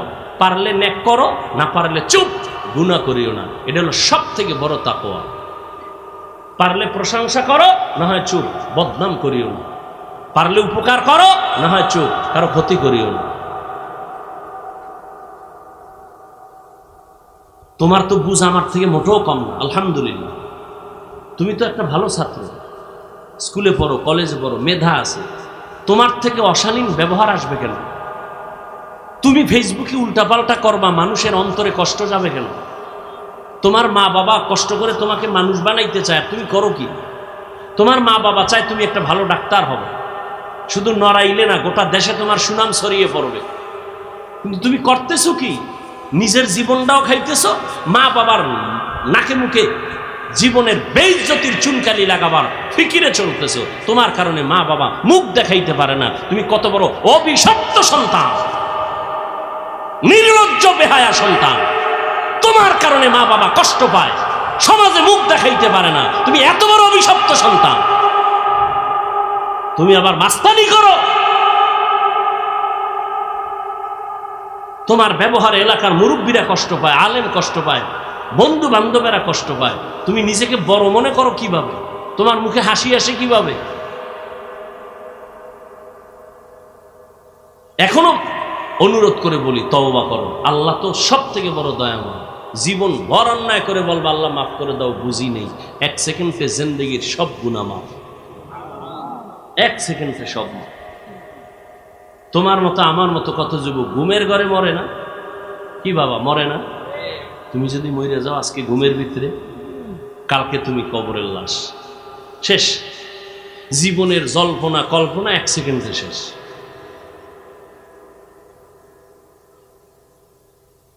এজন্য আল্লাহর ভয় অন্তরে জমা করো, আলেমদেরকে কাছে নাও, মোহব্বত লাগাও, 5 বেলার নামাজ পড়ো, স্কুলে পড়ো, শিক্ষকের দেখলে সালাম দিও। কোনো মেয়ের সাথে উল্টাপাল্টা ব্যবহার করিও না, অযথা কথা বলবা না, গুনাহ করবা না। চোখকে হেফাজত করো, জবানকে হেফাজত করো। আল্লাহ আমাকেও হেফাজত করার তৌফিক দান করেন, আপনাদেরকেও তৌফিক দান করেন। তাকওয়া, আল্লাহর ভয়, এটা আসবে কেমনে? আল্লাহ নিজে বলতেছেন, কুনু মা'আস সাদিকিন। আল্লাহর প্রিয় বান্দা যারা, সত্যবাদী এদের বন্ধু হয়ে চলো, কারণ নজরের মধ্যে বরকত আছে। আল্লাহওয়ালাদের নজরে বরকত আছে। একটা বেনামাজি গাঞ্জাখোর নজর দিলে বাচ্চা অসুস্থ, গাভীর দুধ কইমা যায়, গাছে নারিকেল হয় না। বদনজর আছে না নাই? একটা বেনামাজির বদনজরে যদি একটা বাচ্চা অসুস্থ হয়, আর বাচ্চার মধ্যে রিয়াকশন হয়, গাছে রিয়াকশন হয়। একটা গাভীর দুধ কইমা যায় একটা গাঞ্জাখোরের চোখের নজরে। খাঁটি আল্লাহওয়ালা মুত্তাকি তাহাজ্জুদওয়ালার নেক নজরে কেন অ্যাকশন হবে না? তাদের থেকে দোয়া নাও রে যুবক। স্কুলে পড়ো, কলেজে পড়ো, এখনো সময় আছে। মনে মনে আল্লাহকে বলো, শুনাইয়া বলা লাগবে না, মনে মনে বলো, ও আল্লাহ, জীবনে তো কম নামাজ সারি নাই, কম দাড়ি কাটি নাই, কম বেপর্দায় চলি নাই। ও আল্লাহ, মরিয়া গেলে কে আমার নেতা, কে নেত্রী, কে ভাই, কে বোন, কে মা, কে বাবা, কেউ আমার আপন হবে না। ওই কবরে আমার একা পড়ে থাকতে হবে। আল্লাহর কোরআন সত্য, সাহাবায়ে কেরামের মতো তাকওয়া তোমার আমার নাই। তাদের কত সুন্দর এলেম, কত সুন্দর নির্ভেজাল তাদের আমল, নির্ভেজাল তাকওয়া, নির্ভেজাল ইখলাস, এত সুন্দর তেলাওয়াত। এরপরও তারা জীবন ভর কান্না করছেন, কবরে কি উপায় হবে, হাসরের ময়দানে কেমনে দাঁড়াবো আল্লাহর আদালতে। ওই চিন্তা করিয়া, আল্লাহর আযাবের ভয় অন্তরে জমা করিয়া নিয়ত করো বাবা, আল্লাহকে মনে বলো, বলো আল্লাহ, মরিয়া গেলে যাব, হায়াতের মালিক তুমি, ইজ্জতের মালিক তুমি, রিজিকের মালিক তুমি। আজকে থেকে আর গুনাহ করব না, জবানের দ্বারা, চোখের দ্বারা আর গুনাহ করব না, মা বাবার সাথে বেয়াদবি করব না, উলামায়ে কেরামের দোয়া নিয়ে চলবো, 5 বেলার নামাজ পড়বো, মুরব্বীদের নেক নজর নিব। ও আল্লাহ, গুনার কারণে তুমি ফিরাইয়া দিও না। আজকে থেকে তওবা করে নিলাম, পারলে নেক আমল করব, না হয় গুনাহ করব না। পারলে কারো উপকারও করব, না হয় ক্ষতি করব না। পারলে আমি কারো প্রশংসা করব, না পারলে কারো বদনাম করব না। ও আল্লাহ, তুমি যদি তৌফিক না দাও পারব না। পেছনে শয়তান আমাকে ধোঁকা দেয়। ও আল্লাহ, তোমার তৌফিক চাই। আজকে থেকে নামাজ ছাড়ব না, দাড়ি কাটবো না, বেপর্দায় চলবো না, মা বাবার সাথে বেয়াদবি করব না, নবীর তরিকা মেনে চলবো, উলামায়ে কেরামের পরামর্শ নিয়ে চলবো। তওবা করার মতো যদি নিয়ত থাকে মনে মনে আল্লাহকে বলো, ও আল্লাহ তুমি তওবা কবুল করে নাও। তওবার উপরে মজবুত হইয়া চলার মতো মৃত্যু পর্যন্ত আমাদের তৌফিক দান করো, বলো আমিন।